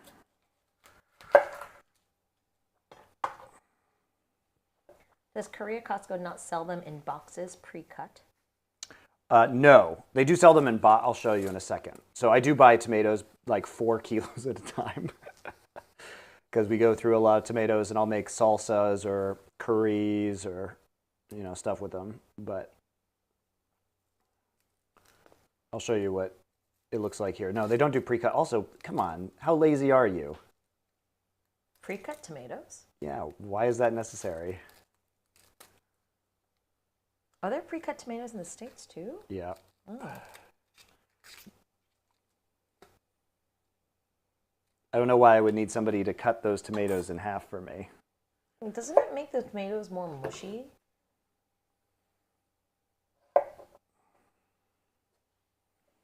So again, I'm just going to try and cut this red onion into approximately the same size pieces that everything else is. So I'm just going to cut this into thirds. Oh, Fire Limit says that comment was about the feta and not the tomatoes. Oh, this is the kind of feta that was available to me at Costco this time. It has been in tubs in the past, I know. Again, I don't typically buy feta because as much as I enjoy it, some people have a strong anti-feta stance, and so I typically use fresh mozzarella instead to appease certain people. If you want to eat feta, you can eat all the feta you want. I will. I will not touch any of your feta. Thank you.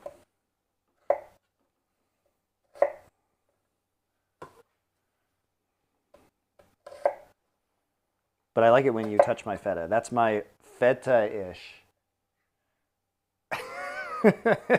I'm leaving. I'm leaving. Yep, you can produce a show by yourself now. I'm out.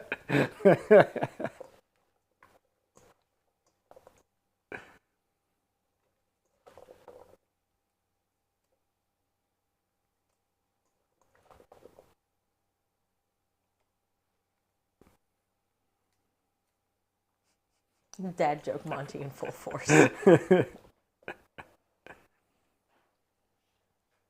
was breaking apart some of these red onions here. They're all kind of stuck together in their layers.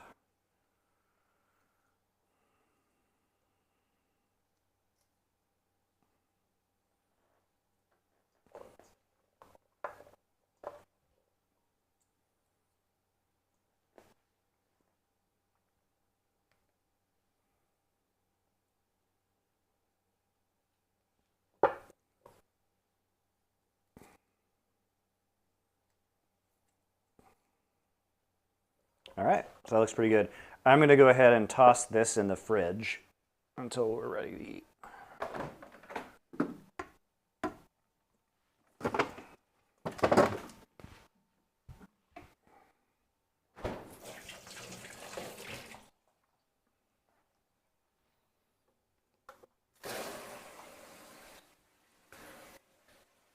All right, I'm going to clean up a little bit. Have some red onion.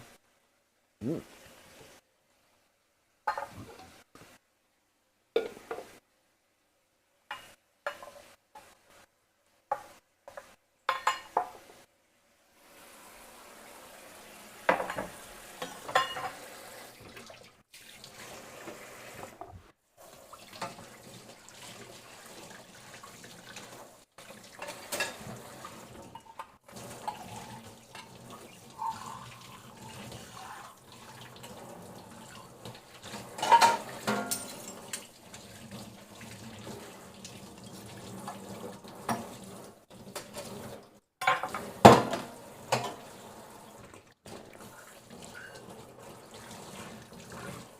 Pumpkin said Doa would have been proud of that dad joke. Yeah, well, Susie loves jokes like that, except when I make them, and then she hates them. No, I don't hate them. She'll like, the thing is that's weird about her is she'll send me like Instagram reels of dad jokes, and she thinks they're hilarious. But when I make the dad joke, she just stares at me blankly.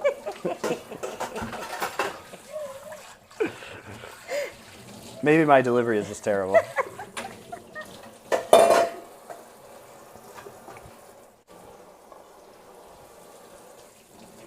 So she likes other people's dad jokes, but not my dad jokes. I like your dad jokes too. That was a pretty good one.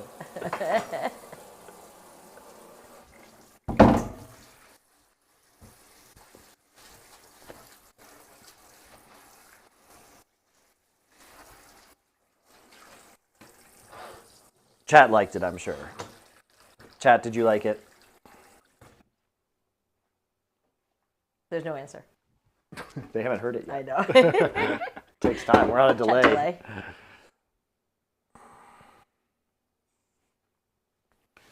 Okay.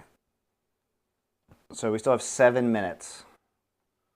Do we wait for this dough to Fire rise? elements, no. That was a bad one too. It's not the delivery. It's your DiGiorno. That's funny. Dad jokes all around. Dad jokes for all. So I'm cleaning this up now because I'm going to have to roll all of this out. And let me think about the best way to do this real quick. I can lower camera 1 so people can watch you roll. But they see me roll and they hate me. Oh, I guess we could do camera 2 too. We've got camera 2. No, I'm thinking about how I want to... I think I'm going to have to use some parchment paper is the answer. You're not going to flour the counter? I am going to flour the counter, but I need somewhere to put these things once I roll it out. That's the problem.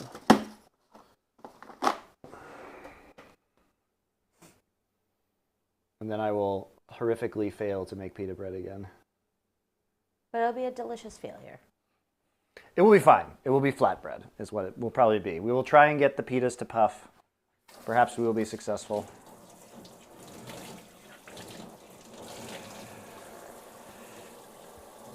So I'm getting a damp cloth ready so we can cover the bread because we need it to proof as well because this is a yeasted bread. I'm going to go ahead and put some of this stuff away. Save me some time later while we wait for this. This is now a cleaning up stream.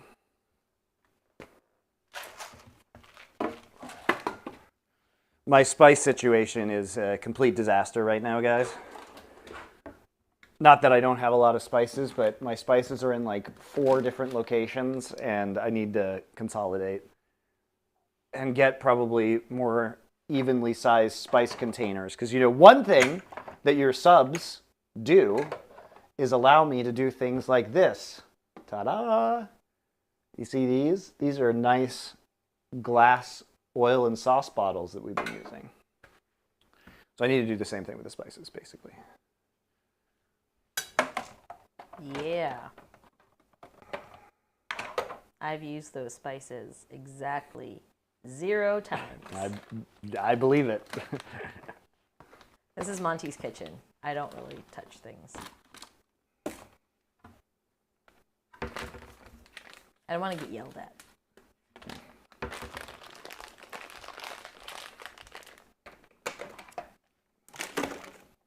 I should have shown them my eye. See, that's what happens when I touch your spices. Oh my God. She has a sty in her eye and it made it look like she had a black eye. So now I just go outside with her and everybody probably thinks I hit her or something. It's pretty horrible.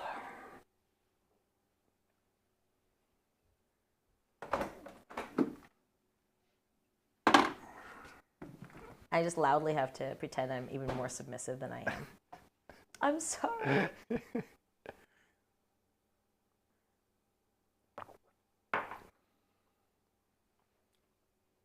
Yeah, the sty was under my eyelid. Yeah, it looks really bad. I mean, it's better now, but okay. So we call that good enough. All right, so we have our dough, which has risen more than twice in size, as we can see. He has risen. He has risen. Hallelujah. What this is, though, is a lot of air, so I'm going to go ahead and punch this down a little bit. We want to get some of the air content out of there. Don't you want the air to make it fluffy? We're going to proof it, Susie. Okay. You want to come bake? Huh? Do you? Yes. Tell me what to punch. They call him MonteCristo. You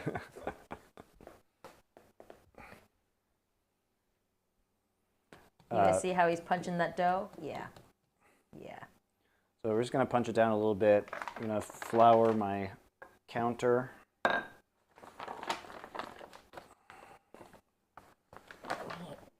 going to move camera 2 a little bit. Yeah, can you put the tzatziki sauce in the fridge? Thank you. Thank you very much. Oh, yeah. Oh, yeah. Flour that rolling pin. This is what you guys are here for.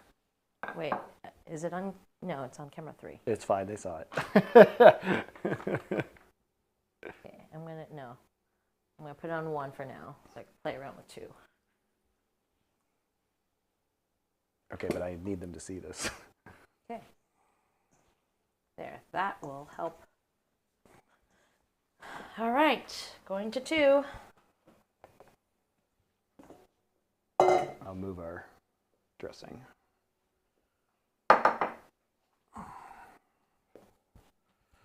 So we have our oiled dough ball here. And we are going to cut this into 6ths. But there's dill on my bench scraper. So what we're going to do is let's do the top down. So we're going to cut this into 6 different pieces.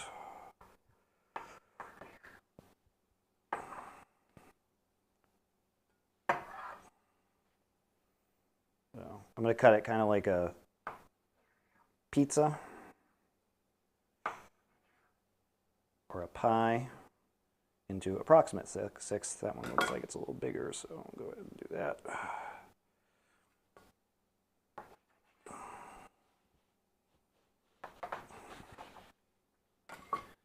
We have our 6 pieces.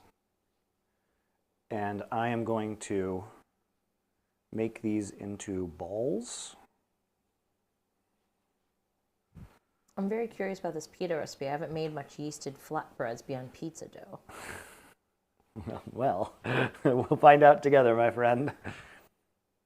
Well, again, if this is the recipe that you had from before. It's not. It's not? I'm using a slightly different recipe. Oh, boy. Yep. Because I got angry at the New York Times recipe I was using, so I've moved on to a Serious Eats recipe, which has slightly different ratios.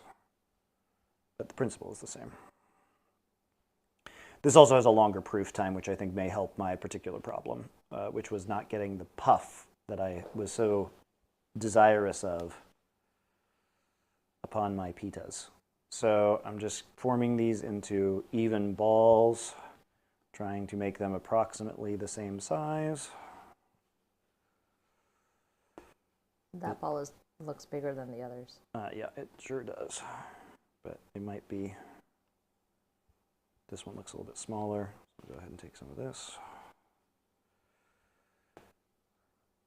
Taistro says he has a recipe that will really test your baking skills and probably your patience. No. Chinese stick crullers. I don't know what that is. Just letting you guys know, Monty is not a baker. He is. I'm working on it. At cooking. I am not a baker. Okay, so I have a damp towel here that I'm going to cover this with, and we need 10 minutes on this. Then we will roll them out, and we're going to need about 30 minutes of proofing time. And so this recipe that I'm using, you can make pitas on the stovetop. I know it is possible. Am I good at it? No. But the reason why I can't use the stove here is that the stove is not great. It also, I'm not even sure can get hot enough because it only goes to about 450 degrees Fahrenheit or 240 Celsius. And it'll be better if you do like a 475 or 500 degrees in the oven with like a baking steel or a baking stone or a cast iron skillet. I'm going to do this on a cast iron skillet on the stovetop. I have been reading a lot about how to do this properly, and I think possibly it's a technique issue that I had, which I'm going to try a couple different things and try and get them to puff right. You do need a cast iron skillet on medium-high heat that's very heavily preheated in order to accomplish this. Because again, the idea behind the pita is that we are going to roll it out into rounds, and what we want to have happen is that it has to be a pretty wet dough, because you want the outside to sear and the inside to vaporize, the water to vaporize into steam, which causes them to puff up and create the pocket, right? That's what we're trying to do. So what makes this different from naan? Well, I mean, it's still going to be a lot of flour. So naan is made differently, all right? Naan is made in a tandoor, which is a cylindrical Indian oven. And what happens with naan is the dough goes on a hook, and you scrape it, you basically plaster it to the side of the tandoor. So you have it kind of like stuck to the wall, and it doesn't puff up, this is the end result of my pitas in the last few days have been more like naan, which is that it's a flatbread. Now, for the purposes of what we're doing, which is eating this chicken in like a sandwich, naan is perfectly fine. So I wasn't worried about this, because if I screw this up again, it's still going to be edible bread that will look good. And for the purposes of our chicken sandwich that we're trying to make today, it's going to look good on camera. Okay, so this may not be actually in the YouTube video. Like, we may not make a pita YouTube video if I fuck this up. That's what I'm saying. Or it'll be some sort of outtake within the chicken video, most likely. So now we have it in these balls. We have our damp towel on top. We are letting it proof just a little bit. So we got the 10 minutes on that. We have 7 minutes remaining. I will then have to roll these out into rounds. What I'm going to do is put them on the parchment paper so that they're easy to transfer to the skillet. Because the other problem that I might have had, which I didn't realize at the time, was that if the dough tears as you're moving it, that can allow the steam to escape when you put it on the skillet, which then does not cause them to puff up. There are a lot of potential problems here, guys, that I've introduced to way too many variables. I'm not a very good baker. C'est la vie. We're getting better. If somebody is a good baker here and knows how to make good pitas, please tell me what I'm doing wrong, because it has been confusing. But I don't think a lot of people make them on skillets. You know, in the Middle East, I think these would be made in wood-fired ovens, typically, which is how I've seen them made in Egypt when we've been there. There's lots of ways to mess up bread. Yes, indeed. Hence my problem. There are many ways to also eat the bread. So, doesn't matter. Yeah, and like I said, buy yourself some pitas at the store. This is not necessary, but homemade bread is really good. So it can be worth the headache of doing it just because it is delicious.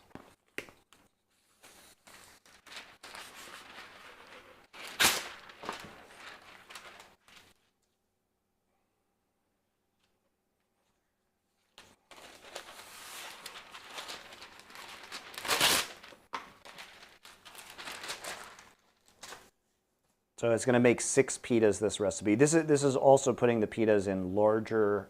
The pitas are larger in this one than the 8 that I was doing previously with approximately the same amount of flour, which might also help. Okay. Because they were a little bit too small, I think, last time.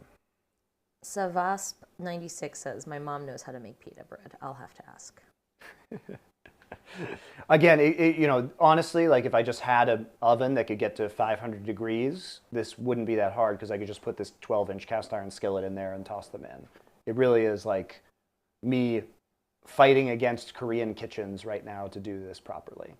Also, if I could just cook it at a lower temperature, it'd probably be okay.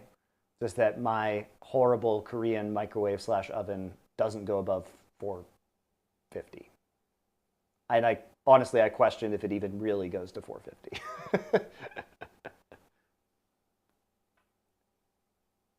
I said I'd get you an oven. That's nice of you. I don't want one right now. Then you can make me cakes. And cookies. And muffins. I don't think we need any of these things. No, you don't. You're going to buy me a stand mixer too? Yeah.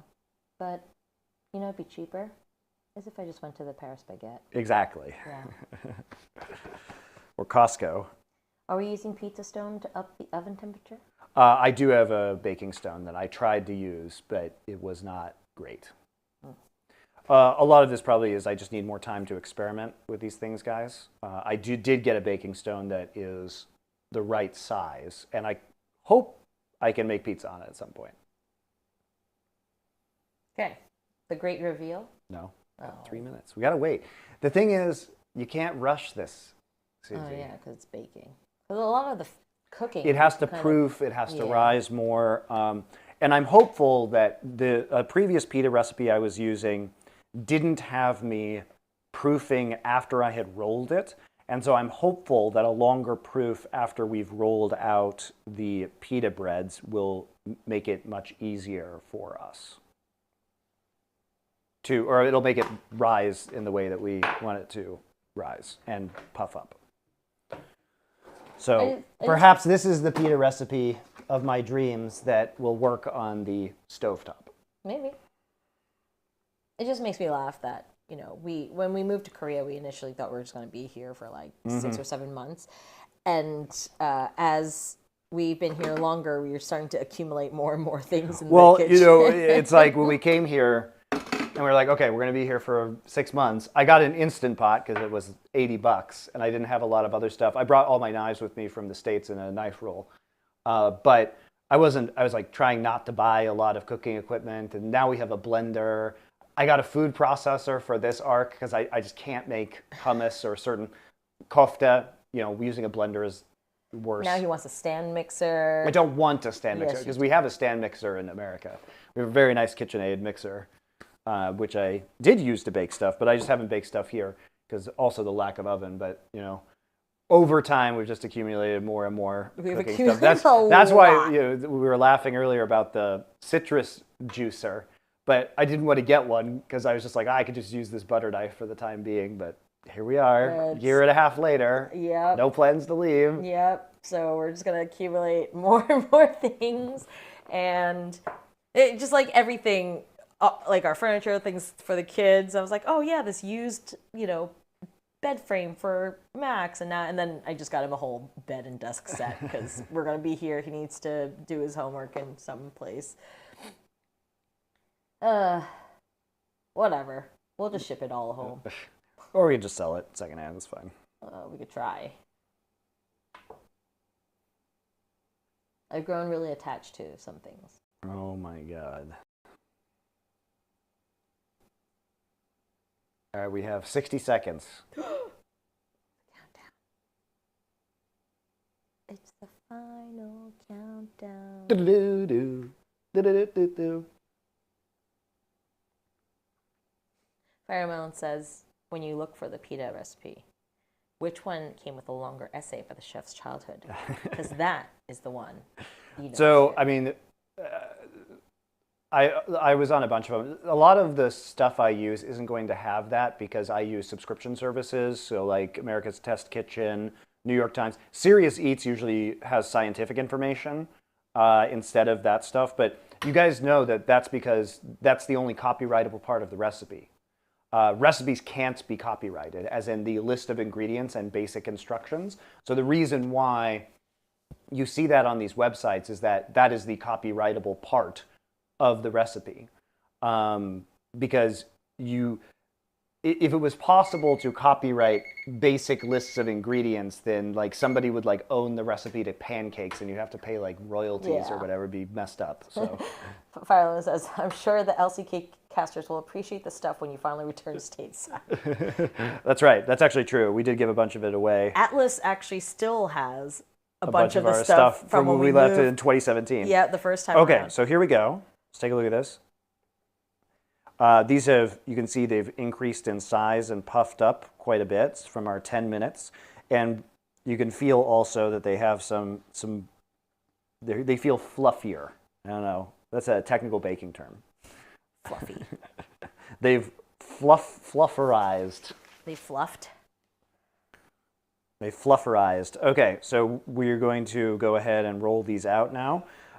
These are probably going to be 7 or 8 inches in diameter. You want to get them about a 1/4 inch thick.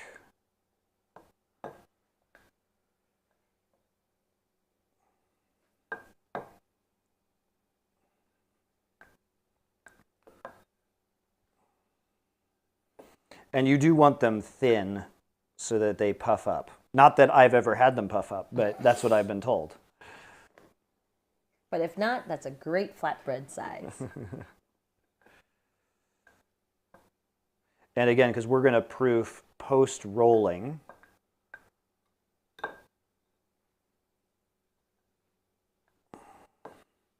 So I'm checking the diameter of this. It's about 7 inches. I know because my hand is 8 inches.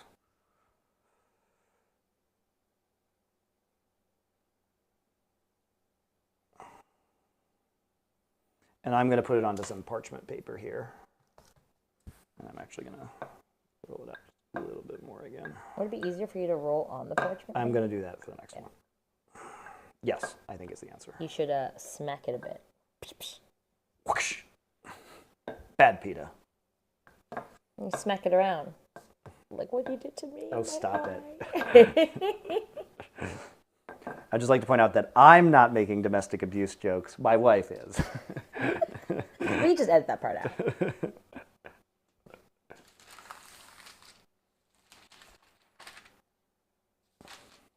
Should you flour the parchment paper?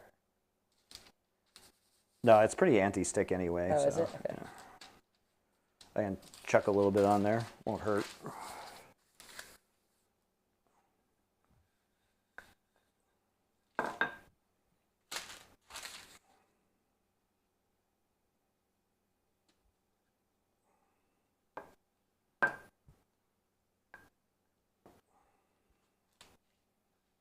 Someone mentioned your arms look pretty swole. They are. What do you think about that? Been working out. If you guys want him in a tank top, you know, subs is the way to go. I'm just selling your sex appeal right now. I've told them that once we do the Thai food, I'll dress up in Muay Thai outfit with no shirt. And Muay Thai shorts. Scandalous. I will have to put the stream into the swimming thing on Twitch though, which is just hilarious. No, but you'll have an apron on, so you're still covered. It's like wearing a tank top. I'm pretty sure. It's a tank top. The I'm apron pretty covers. pretty sure that's not how it works.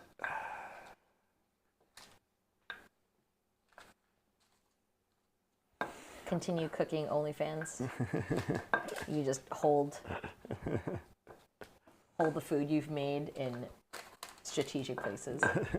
You know, one of the funniest things that I saw somebody do, Susie, that was very creative. I do think Twitch stopped them from doing this, but there was this girl who was wearing green underwear, and so she would green screen her ass to play games on, which was really funny.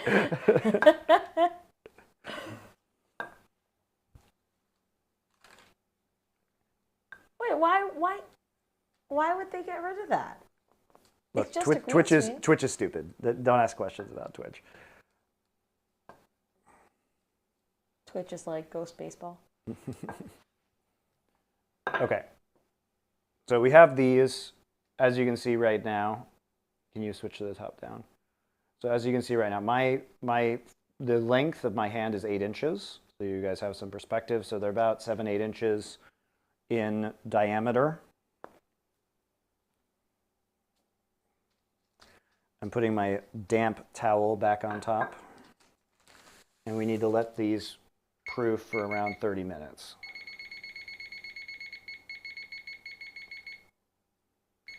Which is fine because we can just cook the chicken in the meantime, not a big deal. And I will figure out our damp towel constellation here in a moment. Do you need another towel? I do. I will need at least one more. Do you want one of the birthday towels, or you want another towel like this? I may just want this towel. I think I want this towel. No, I got them out already. Okay then. What do you want me to do with it? Wet Get it wet and then wring it out so it's just slightly damp.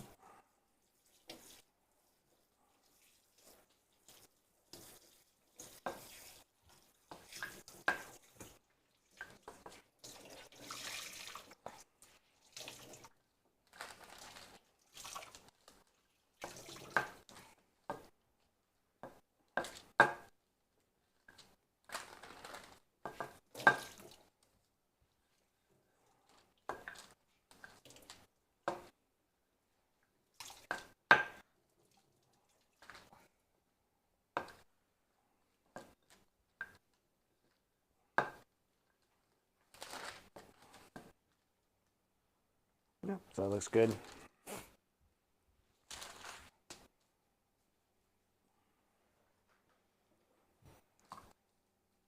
"24-hour Rue stream discussing the rules of Ghost Baseball in depth while wearing Shen cosplay." Oh, we lost that cosplay. Yeah, it's so sad.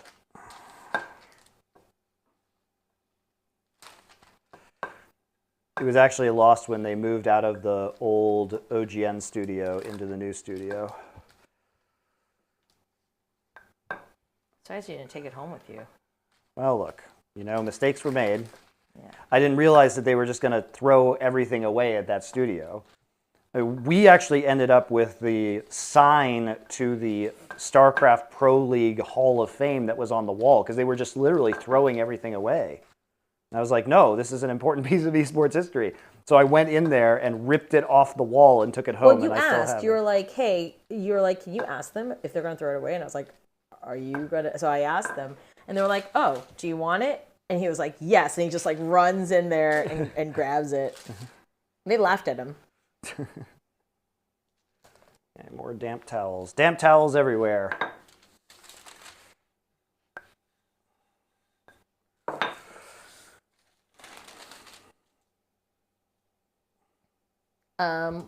It wasn't lost. I think they did throw it away. Lost or stolen. Maybe someone else has been looking hot in Shen cosplay for 10 years. It's possible. It's possible somebody just took it home, we too. spent a lot of money on that, too. That was Yeah. commissioned by a professional cosplay maker Yep. here in Korea. And having done two of them, they were pretty expensive, I remember. Yeah, they're like several $100 each.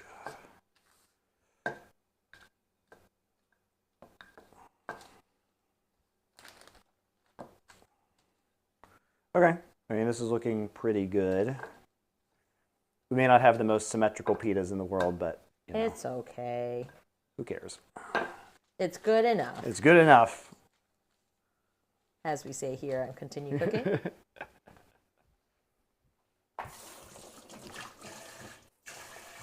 Look how wonderfully not symmetrical that is.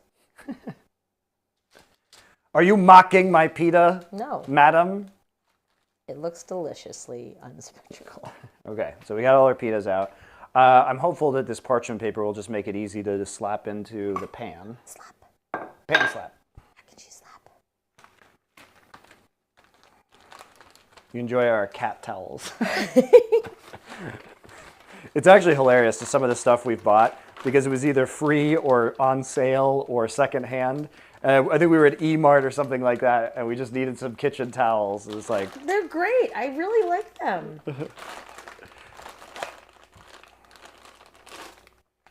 I love cats, so win-win. The third one, does the third one have cats too? I forget. We got 3 of these. yes, they all have cats on them, I believe.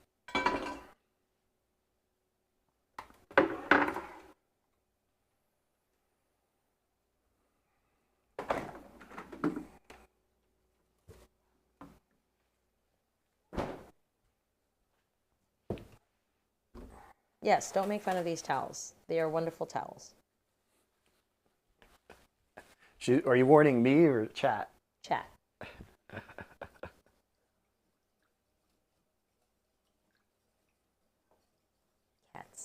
Cats. Oh, so Monty is, when he goes back to the States, actually, he's going to be bringing Stella back.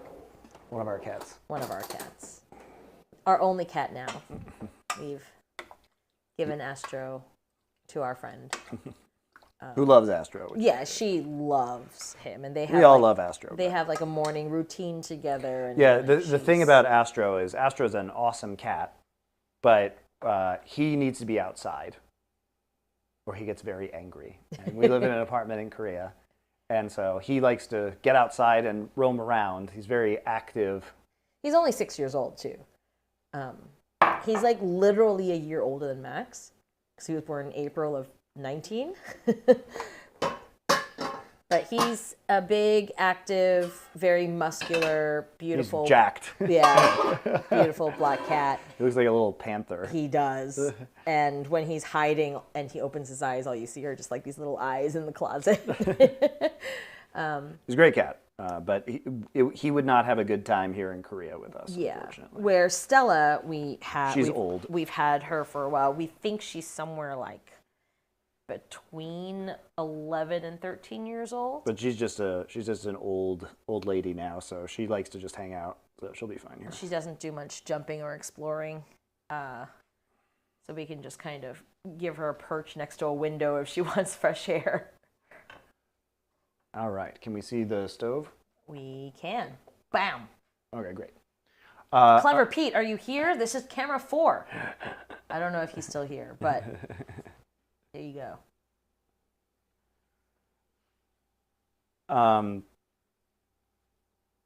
So we're gonna just cook the chicken now.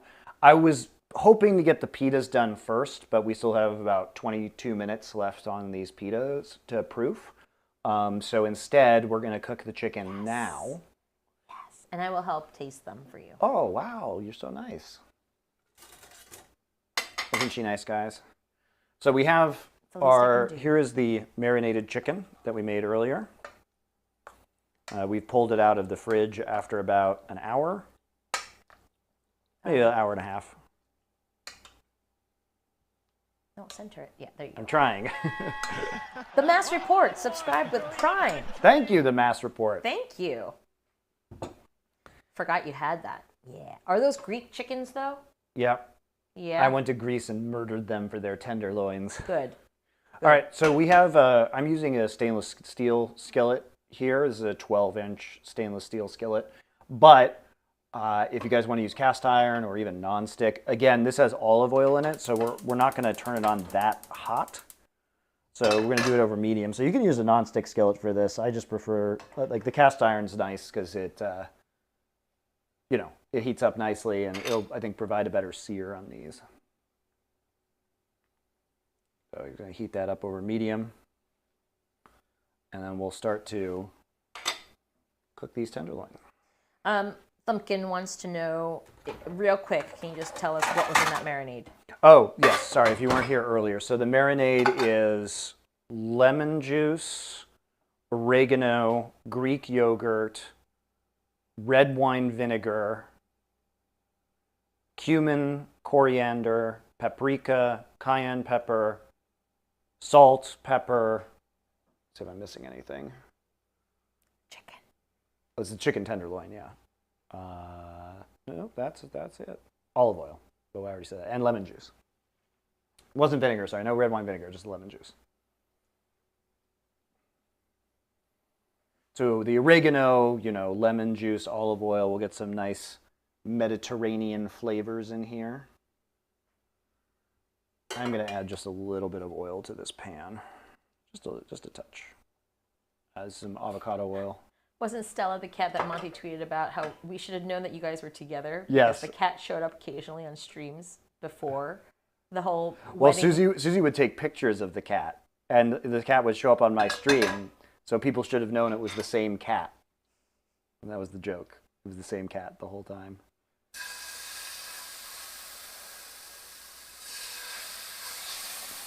People would call her Monty Cat. And you're like, yeah, that's my cat. It's Monty Cat. And then I would be posting pictures of Stella. She would say, "This is Stella." So we can add quite a few of these chicken tenderloins to the That pan. already looks delicious.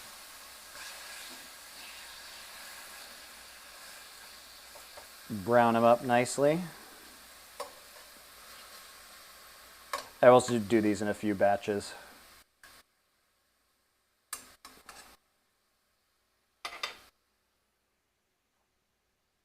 Light. I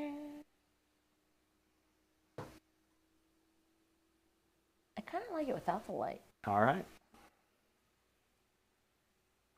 Maybe. I don't know. What do you guys like? Light? No light. Light? No light. I don't know. They both look good. I guess light on the stream. Yeah, I think the light looks better on the stream, not on the preview so much. We'll cook these about 5 minutes per side. What? It smells good. It does. Okay, apparently on YouTube, no light looks better, and then on Twitch, light looks better. Thanks, Twitch. So we do want to get some browning on there for the Maillard reaction. And these chicken tenderloins, you know, the nice thing is they're already shaped into strips, so we can just slap, you know, 2-3 of these on a pita.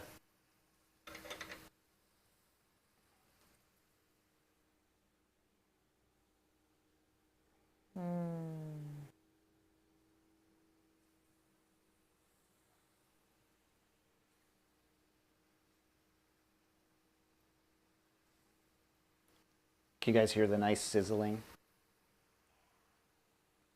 A very pleasant sizzle. You can see they're starting to brown up pretty well.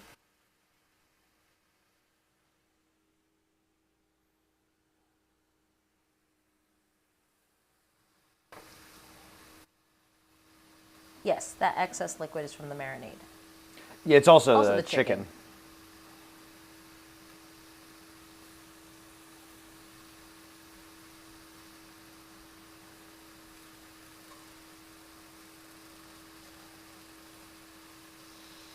Smells great. Fire Lemon says the noise gate is gatekeep. Oh, the noise gate. Yeah, that's true. Totally gatekeeping that sizzle. Ooh.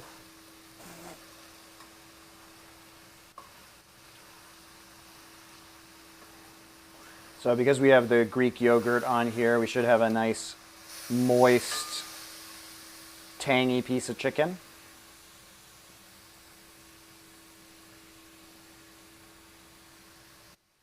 It smells very, very good.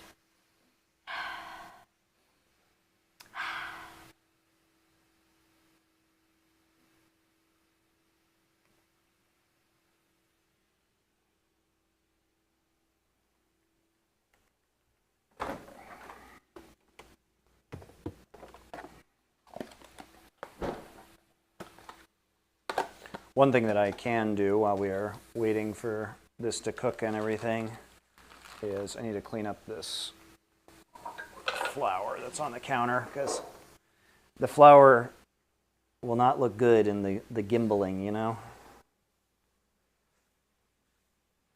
I forgot about the gimbaling. I always kind of push that out of my head. Because you hate the gimbaling? It's silly. Well, it looks good in the finished videos.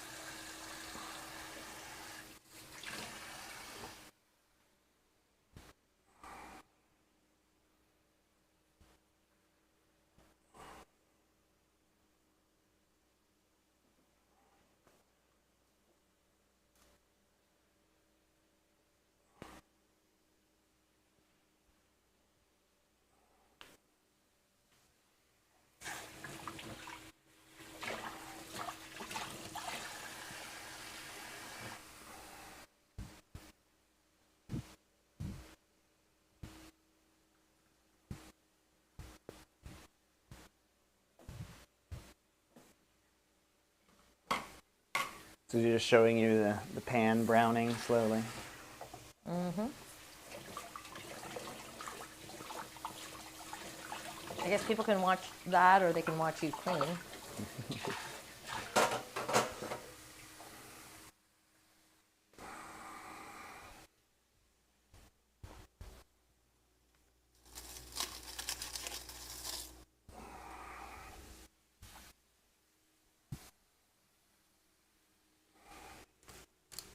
Is it burning? The bottom might be burning us a little bit. I mean, yeah, I think we can probably take these off. Looks like it's pretty done. Yeah, it's just the pan has browned a little bit. You know, we're gonna get some yogurt and stuff on there. Some of the marinade might burn a little bit, but the chicken looks fine. And we do want some browning on the chicken, so this isn't bad. Not bad. I'll go ahead and give it a rinse out too before we do the next batch. Yeah, it's fine. Delicious. You also pop this on the grill if you have it. You know, I would probably do that if I had my grill here.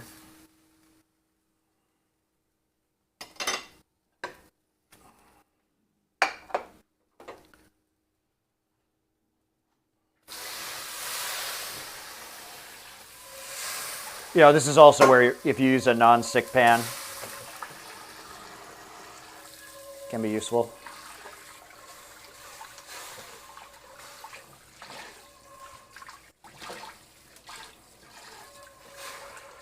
We also just give it a quick rinse out.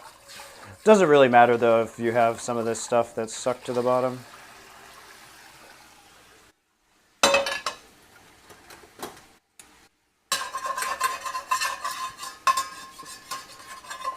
There you go. Now we're steaming. We can hear that water hit the pan.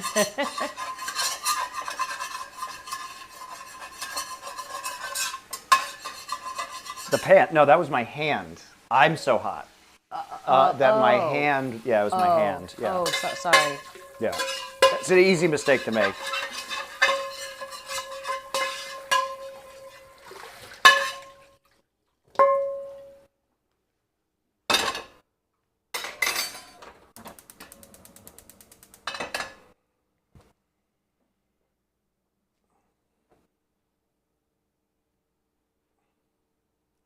Steam.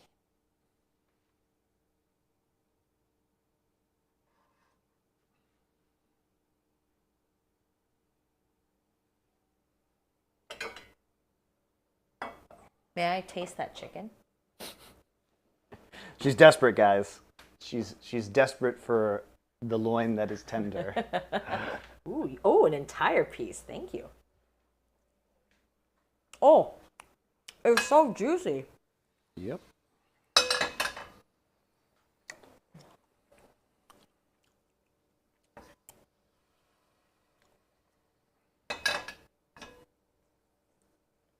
Just getting rid of this water before I put a little bit more oil in.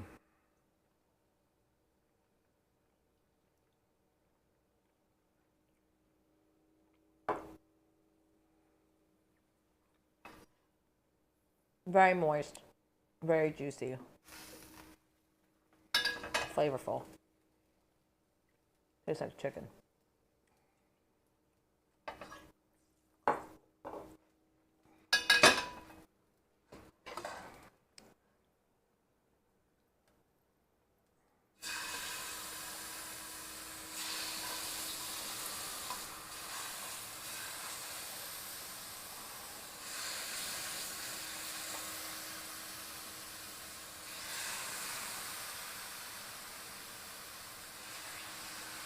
Maybe keep this one on slightly less, for less time on the pan. What's the problem? I guess juicy as it is, it feels a little overcooked. Okay. We'll do a little bit less. Is this a whole new batch? Huh? Yes. We have an entire batch of chicken. I have a kilogram of chicken tenderloin. Yeah, it's a bit overcooked, you're right. What I like is the yogurt really adds like a lot of tanginess to it, Yeah. which is super nice.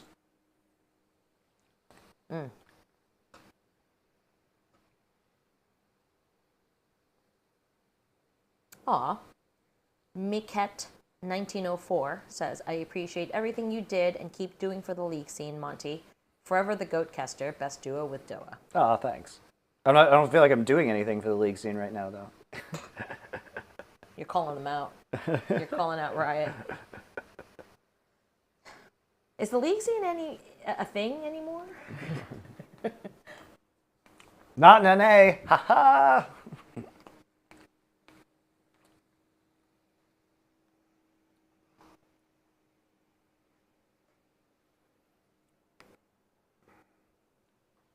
Aw, Sting says your dad jokes make the stream better. Aw, thank you.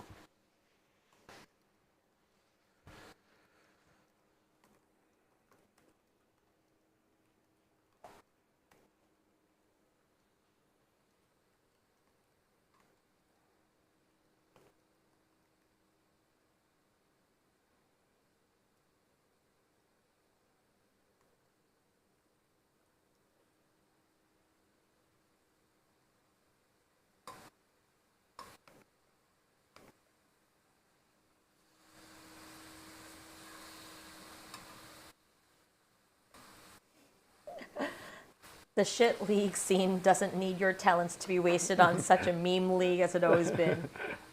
Naja fan says it's wherever TSM is now. Dead in a ditch. Aww. Are you going to make a comeback appearance on SI? I have done a couple of SIs Oh, so have far. you? Yeah.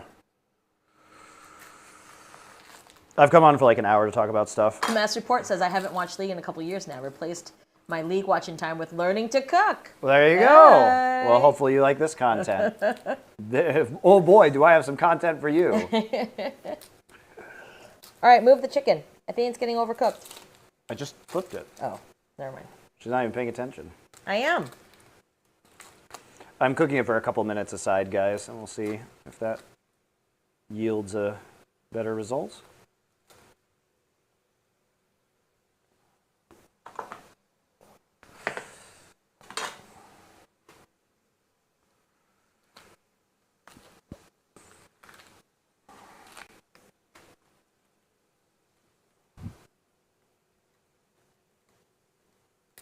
So what I'm doing over on the cutting board now is I'm just going to slice some red onions and tomatoes for our sandwiches. So we have some fresh vegetables to go on there. Okay, we'll call that probably, that's probably good. I will try this one. See how overcooked this one might be or not. You probably want a plate. This is going to be hot.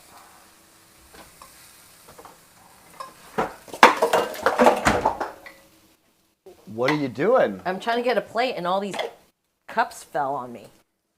Because you knocked them over? No, they just fell. Oh. It was too high. Stacked too high. Sorry, guys, it was an IKEA cup. It's not, I'm not going to die. Which one? Are these the new ones on top? Yep, whatever ones are hot. Okay. Yeah, the ones you want.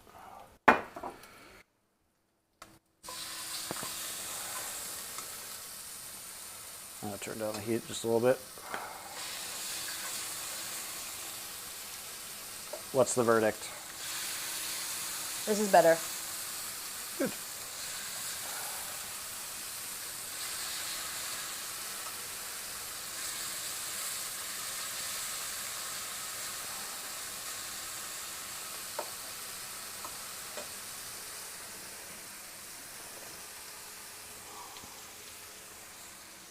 Yeah, it's better.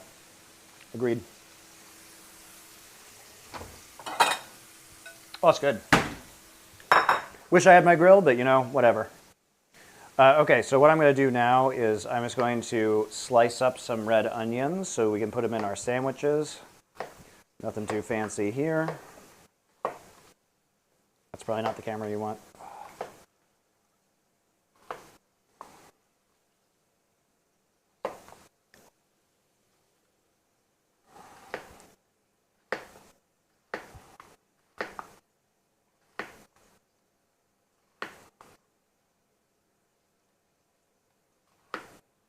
Yeah, the last batch was just a little bit dry of the chicken tenders. Which is weird because, like, it was still very moist and juicy from the spices and the marinade. It was a little dry, though, But in the the middle. chicken itself, yeah. Yeah, I agree. This is better.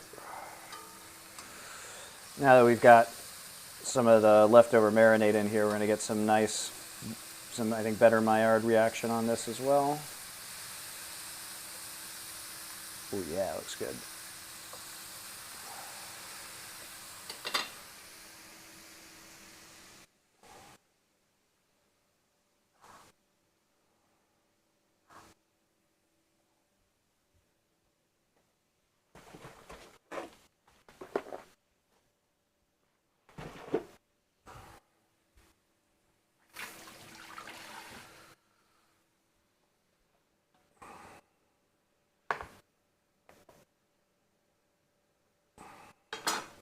So I'm just gonna slice up this tomato. Tomato is the cutting board isn't as fancy. I'm just using a plastic one now.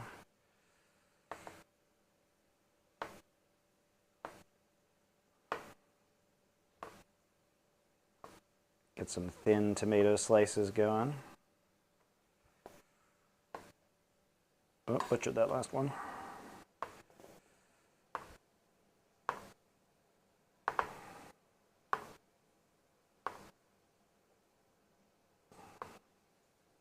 There we go. Time to take out the chicken. Ah! The chicken! The chicken, take it out. Take it out. Oh, it's fine. Looks good. Looks very good.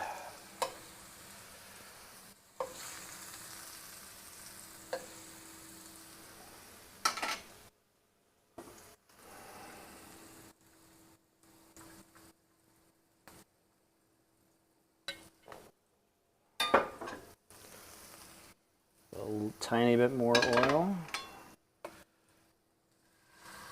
And we'll get the last, this is the last batch of the chicken.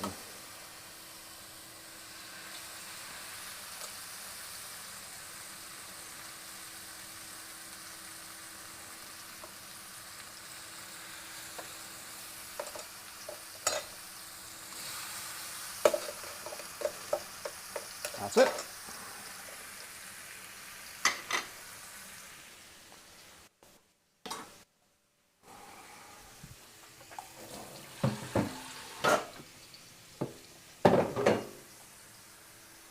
And fortunately, the end of the chicken cooking process is going to nicely coincide with the start of our pita making process. Mm-hmm.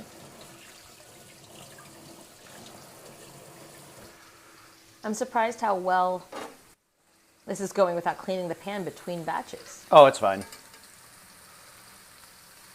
There's just a little bit of marinade that's burnt on there. But as you can see, it's totally fine. If anything, it's giving the chicken a little bit more character, right? And it's, stainless steel pans are designed to this. Like, obviously, if you were just cooking chicken breasts or steaks or something, you could deglaze this and create a really nice pan sauce.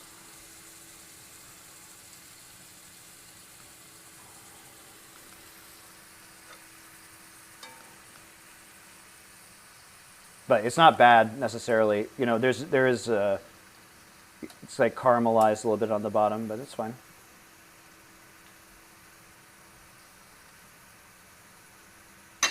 Actually makes the chicken look good. I'll just clean it out later. It's not like it's sticking either.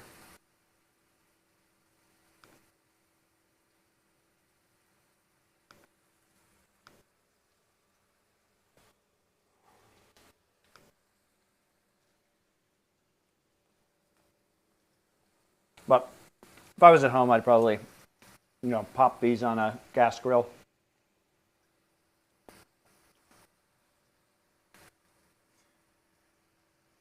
It just makes it harder to visually tell when the chicken is done cooking. But it looks delicious. Not eating anything while watching a cooking stream is always dangerous. Mm-hmm. I feel the same. My Monty makes me eat before we do these streams now. Because otherwise she gets her little fingers and everything.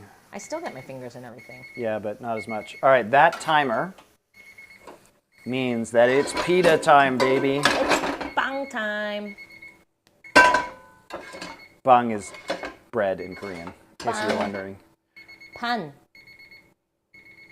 Huh? Pan. It's French. Pan. Pan in Spanish, then. Ah, that's true. Okay, so what we're going to do now is we need to heat our cast iron skillet up to like medium high. Because again, what we're trying to do is mimic this being in the oven at like 500 degrees. So we need this to be quite hot. Do we need to open windows? Yeah. I'm just going to start smoking. In the house? Jeez. It's getting high.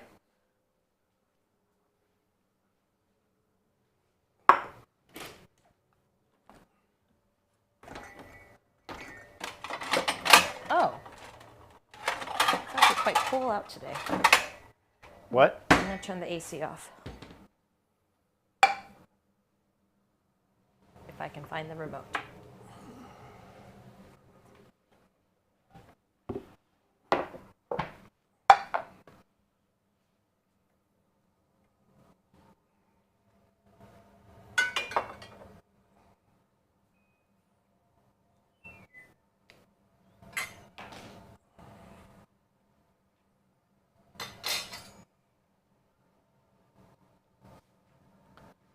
So this needs to be very hot. I do not have an infrared thermometer to look at this, but you know, we want to mimic the 475, 500 degree oven on the stove here. So medium high is probably going to do that, and we do need to give it some time just to make sure that it's all heated. This is a cast iron pan that is seasoned, so it will start smoking. And that's when we know we're going to be in a good spot. In the meantime, let's take a look at our proofed pitas.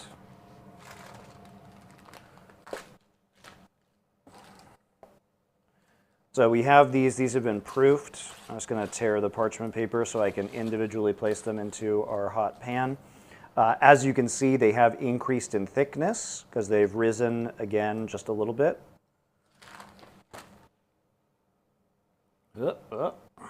So they're a little thicker. They're still about 1/4 of an inch thick, which is what we want.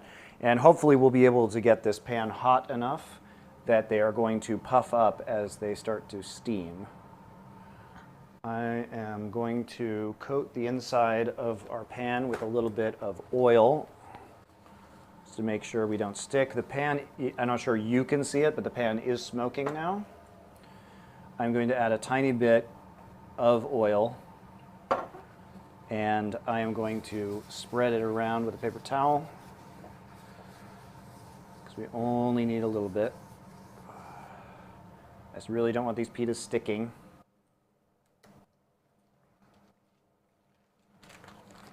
And here we go. I'm going to try this technique. Oh no, it's sticking to the parchment paper. Come on, pita. Slap. Oh no. What if you had put olive oil on the parchment paper before No, it doesn't. Shoot. All right, well, I'm going to have to do this a different way. My hopes, my dreams, my pita.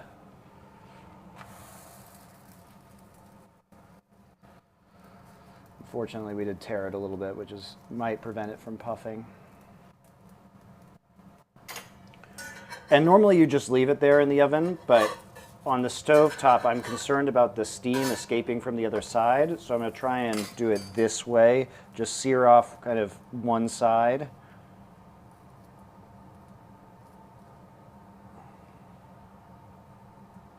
Yeah, they said, wait, did you not oil the parchment?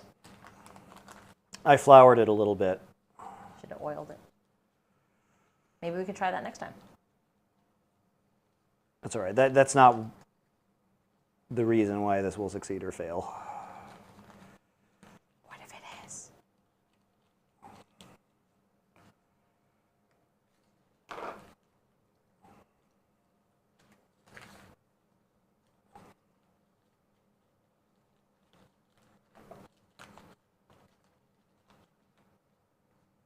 It's okay. Just gently lifting it off of the parchment paper. I thought it'd be non-stick enough just with... All right, so it is puffing a little bit here, but it should be aggressively puffing. Aggressive puffing. Which it is not doing. which is great tragedy. Naan. It looks delicious. So I'm basically making naan again.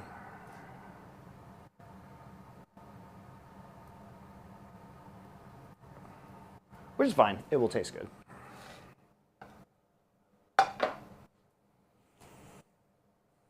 The elusive search for the correct stovetop pita. Oh, it's puffing. It's doing it. Oh, it's doing it. Look at it go. We did it, chat. Woo! We did it.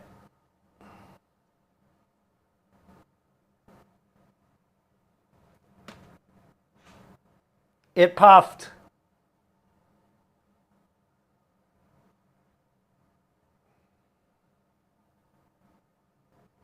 Nice. It's not a very good puff. It's okay. It puffed. It puffed slightly. This is the best attempt yet. This is the best attempt yet. We'll see now that the skillet's hotter if we're going to have more luck with this. Are you covering it up? Yeah, just putting it on a plate. All right, next one. Pita slap. Pita slap. Psh.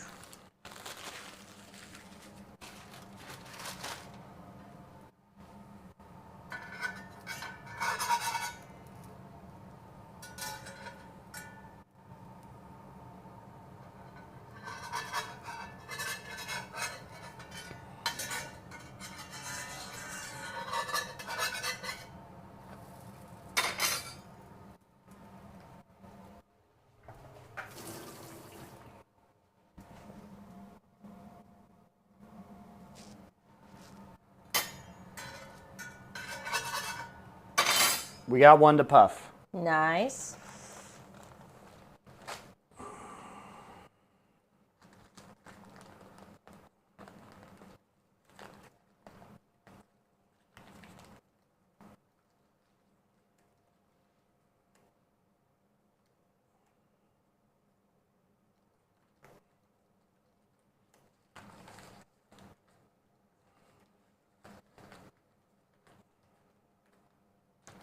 What are you doing over there? I'm typing. Do you want me to show everyone your struggle with this pita off of pita? Not really. It's making the pitas weird shapes too. Oh no! Oh, it can be a little charred. It's good. Flavor country. Marlboro. Thank you.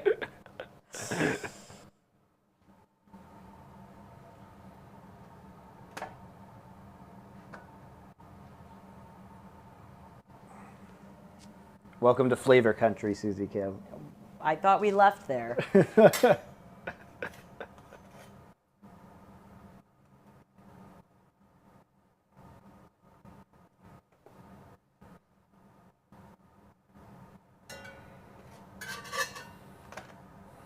Is it too hot? I turned it down a little bit. Okay. Also probably needs a bit more oil on it.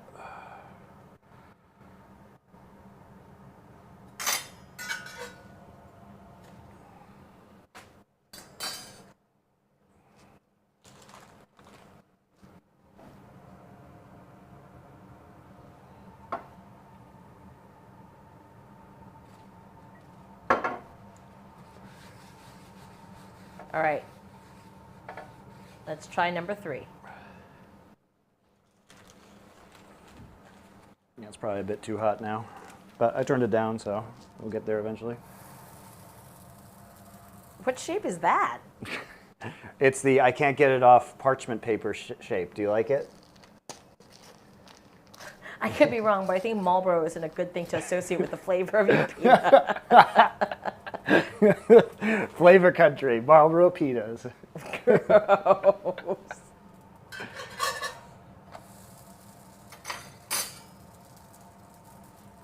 Is it puffin'? No. We got one to puff. Okay. There's the first one. It might be too hot now. Now we have tortillas. No, we just have naan is what we have.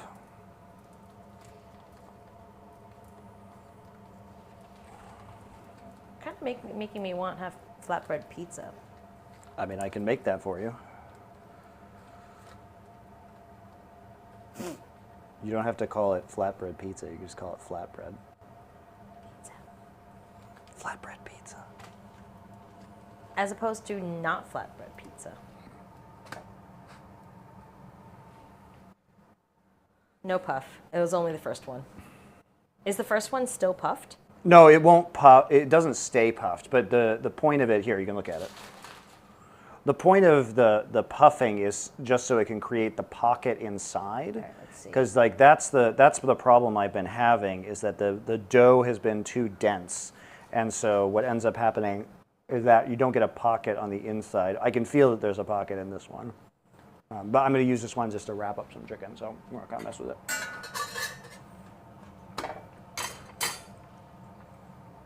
Exactly. It tastes good. Anime Nerd Fred was at, oh no, none. The worst possible outcome. Yeah, it's not going to be a bad outcome for what we're doing.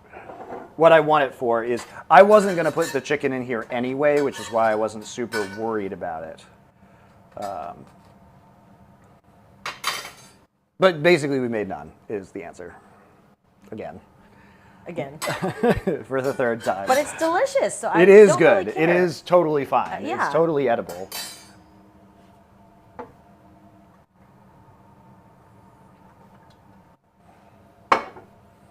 But it's also annoying because I don't want to make naan, but I am making naan. You know what I mean? Maybe if you try to make naan, you'll make a pita. Whoa! There's some thinking. Maybe a naan recipe will make a pita.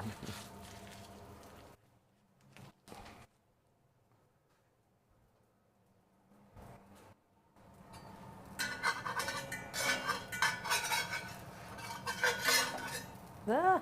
So I think part of the reason why the first one puffed was I flipped it really early before a lot of the steam could escape the other side. So I'll try that again. I feel that the puff is overrated, to be honest. I feel that most pitas are thin enough that when you try to use them as a pocket, they just disintegrate after a few minutes of contact with any sauce anyway. I like it. So the real pita was naan the whole time. I think I prefer this. Don't you ever puff a pita again, sir. Oh, I will, because now I'm just annoyed.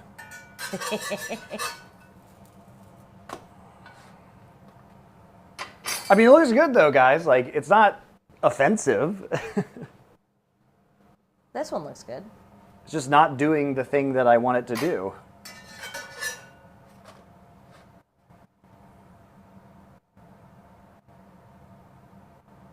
Tortillas. I mean, they're not. They're like really thick. Thick tortillas with 3 C's. They're not, is what they are. This is like what would happen if I put this inside of a tandoor and smeared it all over the walls. Why don't we have a tandoor? I threatened to get a tandoor when we moved back to the States. I told you I was going to buy an outside tandoor. And an outside brick oven Yep. next to your sauna. Yep. But see, the thing is that the outside tandoor and brick oven will make, the brick oven will at least probably make good pitas. Not like this. Not like whatever's happening here. So that way I can intentionally make pitas and naan. But yeah, basically like this looks like naan because you would smear it on the wall of the, yeah, it's scuffed, guys. You can't even make it circular. It's scuffed.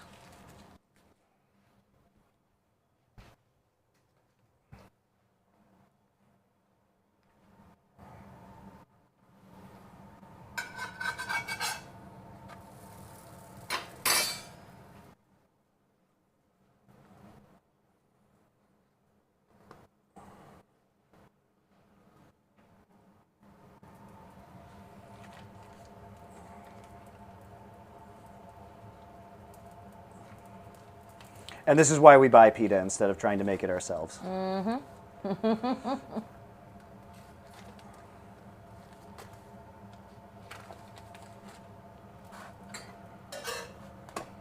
But we can make a mighty fine naan.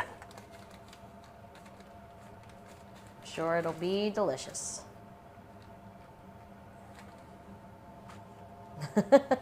A lot of these pitas look vaguely like U.S. states. This one looks like Arkansas.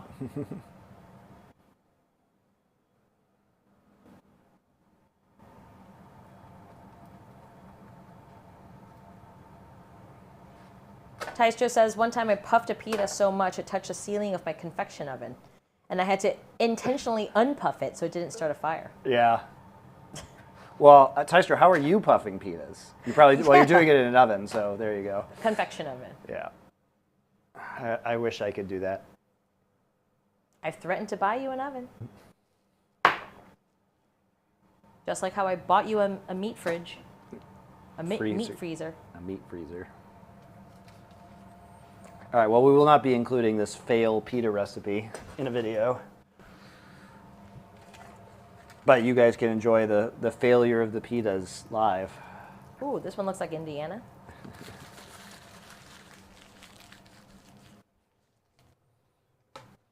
Because when we assemble the sandwich, it will not matter that these are failed pitas. And when we eat the sandwich, indeed, it will not matter that these are failed pitas because we're not putting anything inside of it. And it will be delicious.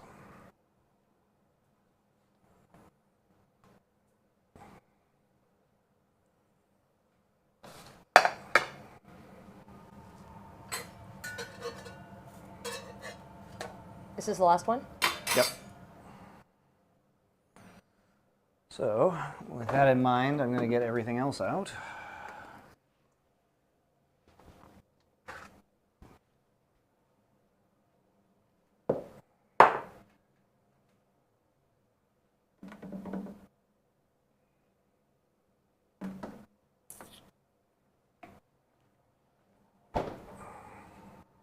Ooh, my kiwis are ripe now.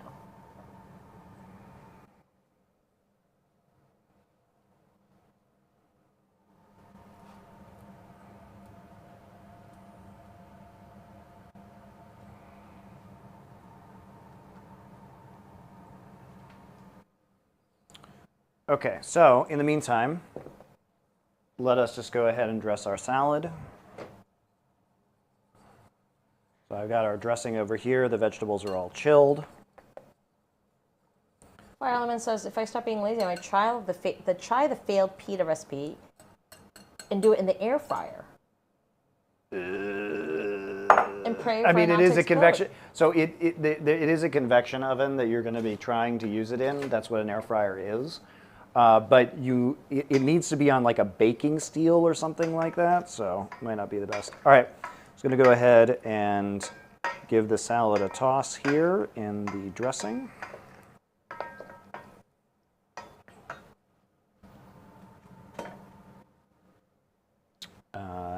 And put it into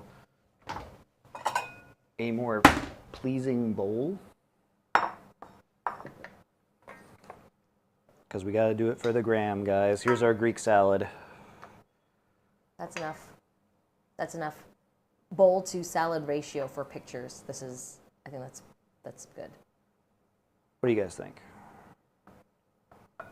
You added too much. Ruined.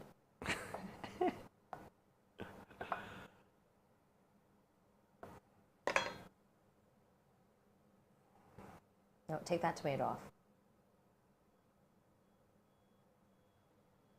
I'm telling you right now, I'm looking at it from top down. I think that's too much tomato. Oh, come here. You can style the food. I told you to. I just told you to eat the tomato. Get it out. Get that tomato out. Look, this is too much tomato.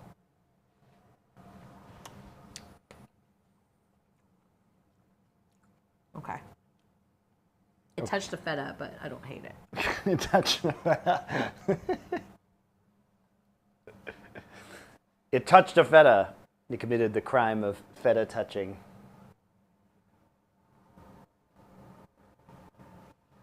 There. We're going to space it out nice. Some red, some green. There we go. You gonna take pictures? This camera? Yeah.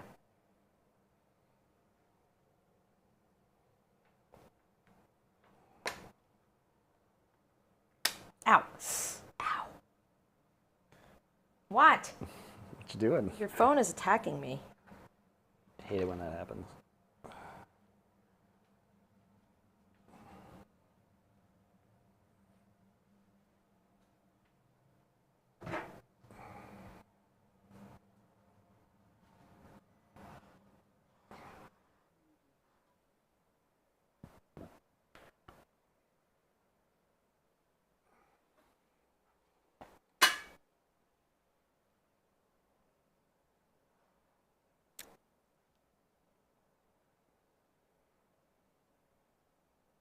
Why can't you eat that? All right, I didn't want it.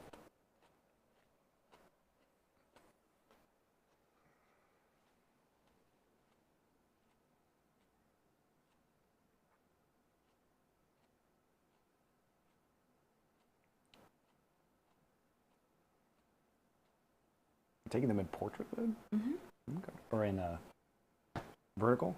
I always take photos in vertical. Do you want me to not No, it's do fine. it in vertical? Whatever you think is best, darling. Correct answer. Yep.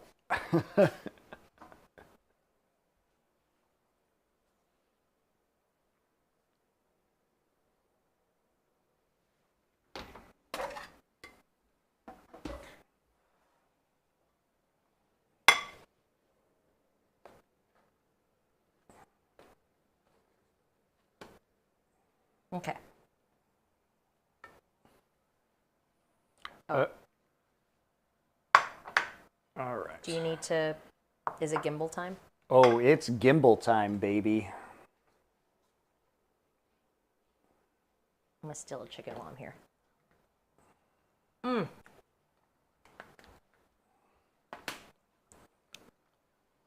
Why don't you take some salad and tell people how it tastes while I gimbal instead of taking the chicken? Hold on, I'm eating chicken.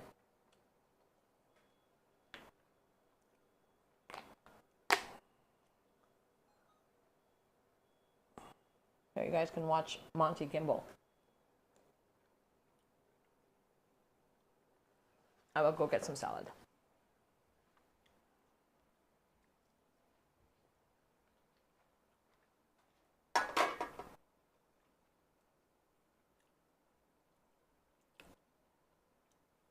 Let me get some bits without the cheese. Toot, toot, toot, toot.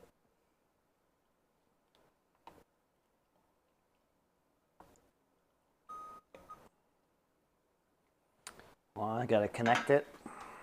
Very important. All right. So now we begin.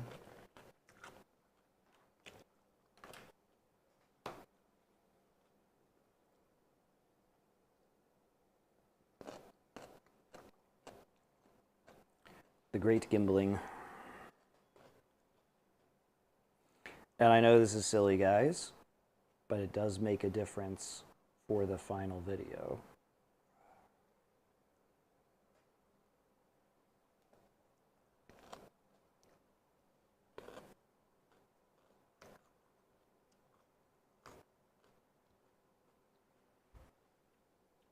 Oh, gimbaling is when all the people leave. I know. Don't leave. Don't leave. The chicken time is almost upon us, and that'll be enjoyable. Are you going to tell people about the salad, like you said you were going to? Mm-hmm. So the salad is very fresh. And even though it has been tainted by feta, the rest of the dressing help mask the feta-ness. Yeah, and the tomatoes are sweet. You get a little bit of the sweet with the crisp from the cucumbers. And you get the salty from the olives. Overall, 10 out of 10. Would eat again. Okay, so here we go. Let's do the chicken. So first off, let's get some of our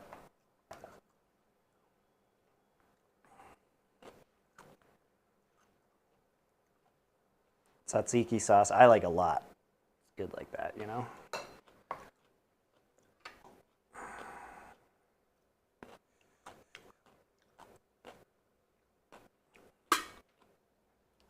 Get some of our chicken on there. Add some nice tomatoes to your pita or naan, as the case may be.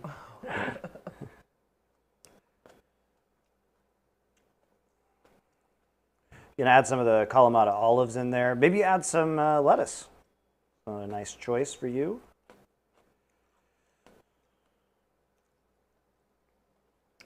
Oh yeah, look at that. All right, take a bite.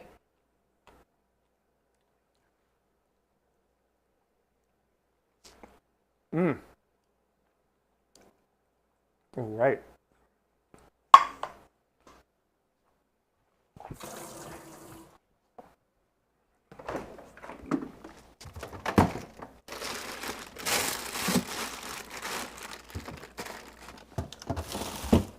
Oh, these onions are really sweet.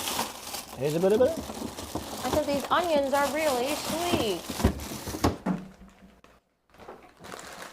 I'm gonna add a little bit of. You can add some cucumbers in here for crunch as well. I'm just gonna add a little bit of. That's a great looking Greek taco. It is a Greek taco. I'm gonna say add a little bit of romaine lettuce here because it needs something a little bit more crunchy.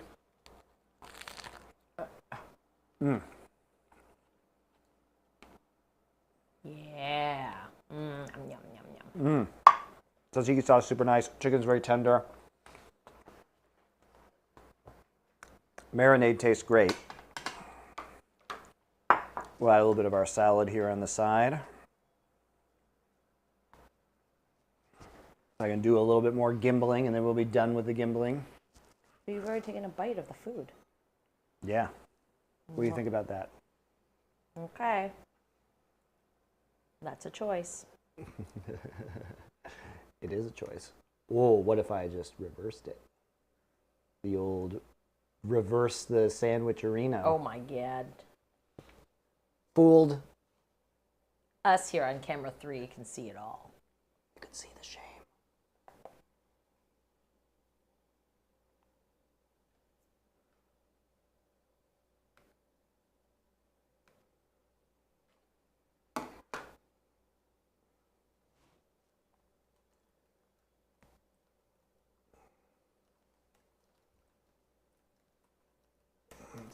Just moving some chicken around.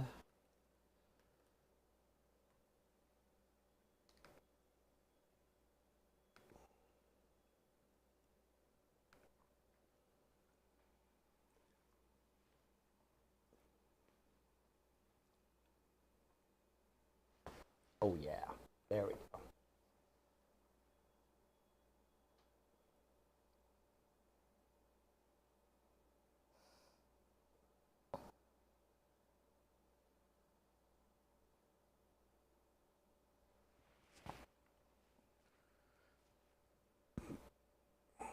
Oh, it seems Monty's gotten better at gimbling. It's not flopping around a lot as it used to. Oh, well, that's because I don't force you guys to watch the gimbling anymore. I kind of wish you did, but a lot of the flopping was because of the cables that was attached to it. It was just extra weight, and so the gimbal couldn't, like... It was freaking out because I couldn't handle it. it would turn off because it would have the cable pulling at it. And in order for you guys to see it, it does, in fact, have to be hooked up to an HDMI cable. So I decided also it was dizzying and kind of bad for you guys. So I decided just to do the gimbling here instead. Thank me later. Or you can thank me now. Thank me now. I've decided you should thank me now. Oh, thank you. Yeah. Thank you. It is really good, though. Here, I will make Susie her own Woohoo! sandwich.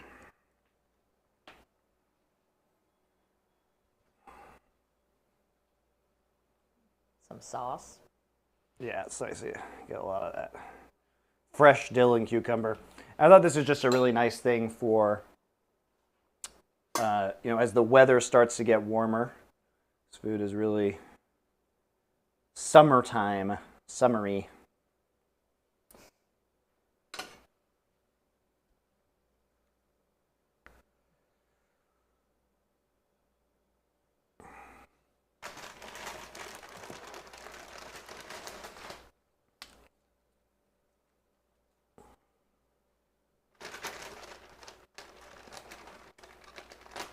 You know, if anything, if we're going to make sandwiches like this, you should just elongate them even more so that it folds up into a... It folds up pretty nice, actually. They are pretty long. It ended up working out okay for this purpose. But it does make a nice little sandwich here. Hold on. Show them on 3. Yeah. I like it with the lettuce because then it's... Yeah, you get that nice little bit of green in there. Yeah. Yeah, that's good. I'll come around. Thank you. I don't get a plate, guys. She has a plate over there that I was bringing it to. What is this nonsense?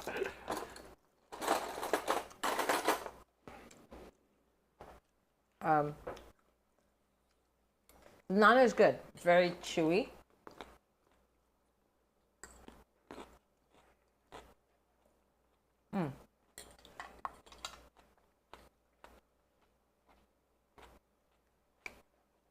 The pita is delicious. Yeah, it's good. The bread is good. It's just not a pita. The naan is wonderful. But You don't even need a tandoor. This is great. no, it turned out very soft, very fluffy, very moist. It's good. And the bread is good.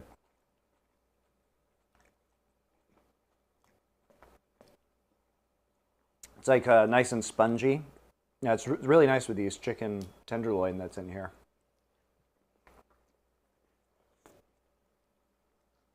And what I like about it is you get all the nice fresh flavors, a little sourness from the yogurt. And get the crunch from the lettuce. Very good for you.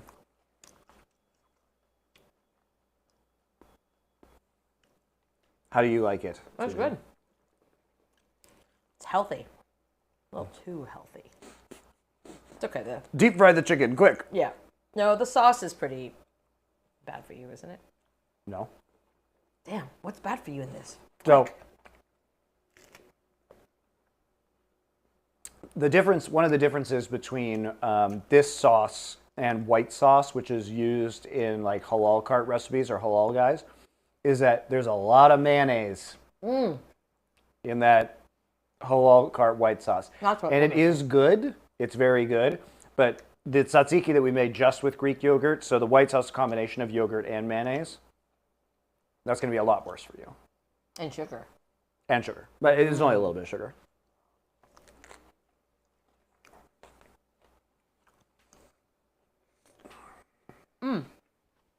Well, this was delightful. So next stream, guys, we're going to be doing some, instead of more like Greek style food like this, we're going to be doing more Middle Eastern style food. So we'll make hummus from scratch. Fresh hummus is great, guys. You can buy hummus, but man, fresh hummus is good. We will also be doing kofta, which is a mixture of lamb and beef, kind of like a lamb and beef meatball that is also very good with pita. And we will, what else are we making? Tabbouleh, which is it's kind of like Lebanese pico de gallo. It's tomatoes and red onions and a lot of parsley and mint with some fine bulgur wheat. Very healthy, very good for you. And pop some lime juice in that as a side salad. It'll be a very Middle Eastern kind of dish. And then next week, we'll be doing the American style halal cart chicken, which is something that I've been tinkering with for years, that I started making because I missed the halal carts in New York City and the kind of chicken and food that they would make for you. And then we will end next week with Moroccan food. We'll be making that Moroccan lamb and apricot tagine with couscous and Moroccan carrots and Moroccan beets. So that'll be really fun. We will attempt to use the oven in that case. Are you gonna practice beforehand, or is this gonna be a? Well, I just needed to get hot enough, so I can do it on the stovetop and like simmer and like braise for long enough. No, we'll see. Can you use the Instant Pot? I can use the Instant Pot, yes. We'll see. All right. Well, I think that's it for today. Thanks for watching, guys. And we will see you Wednesday night U.S. time. 2 days. We'll see you in 2 days. Bye.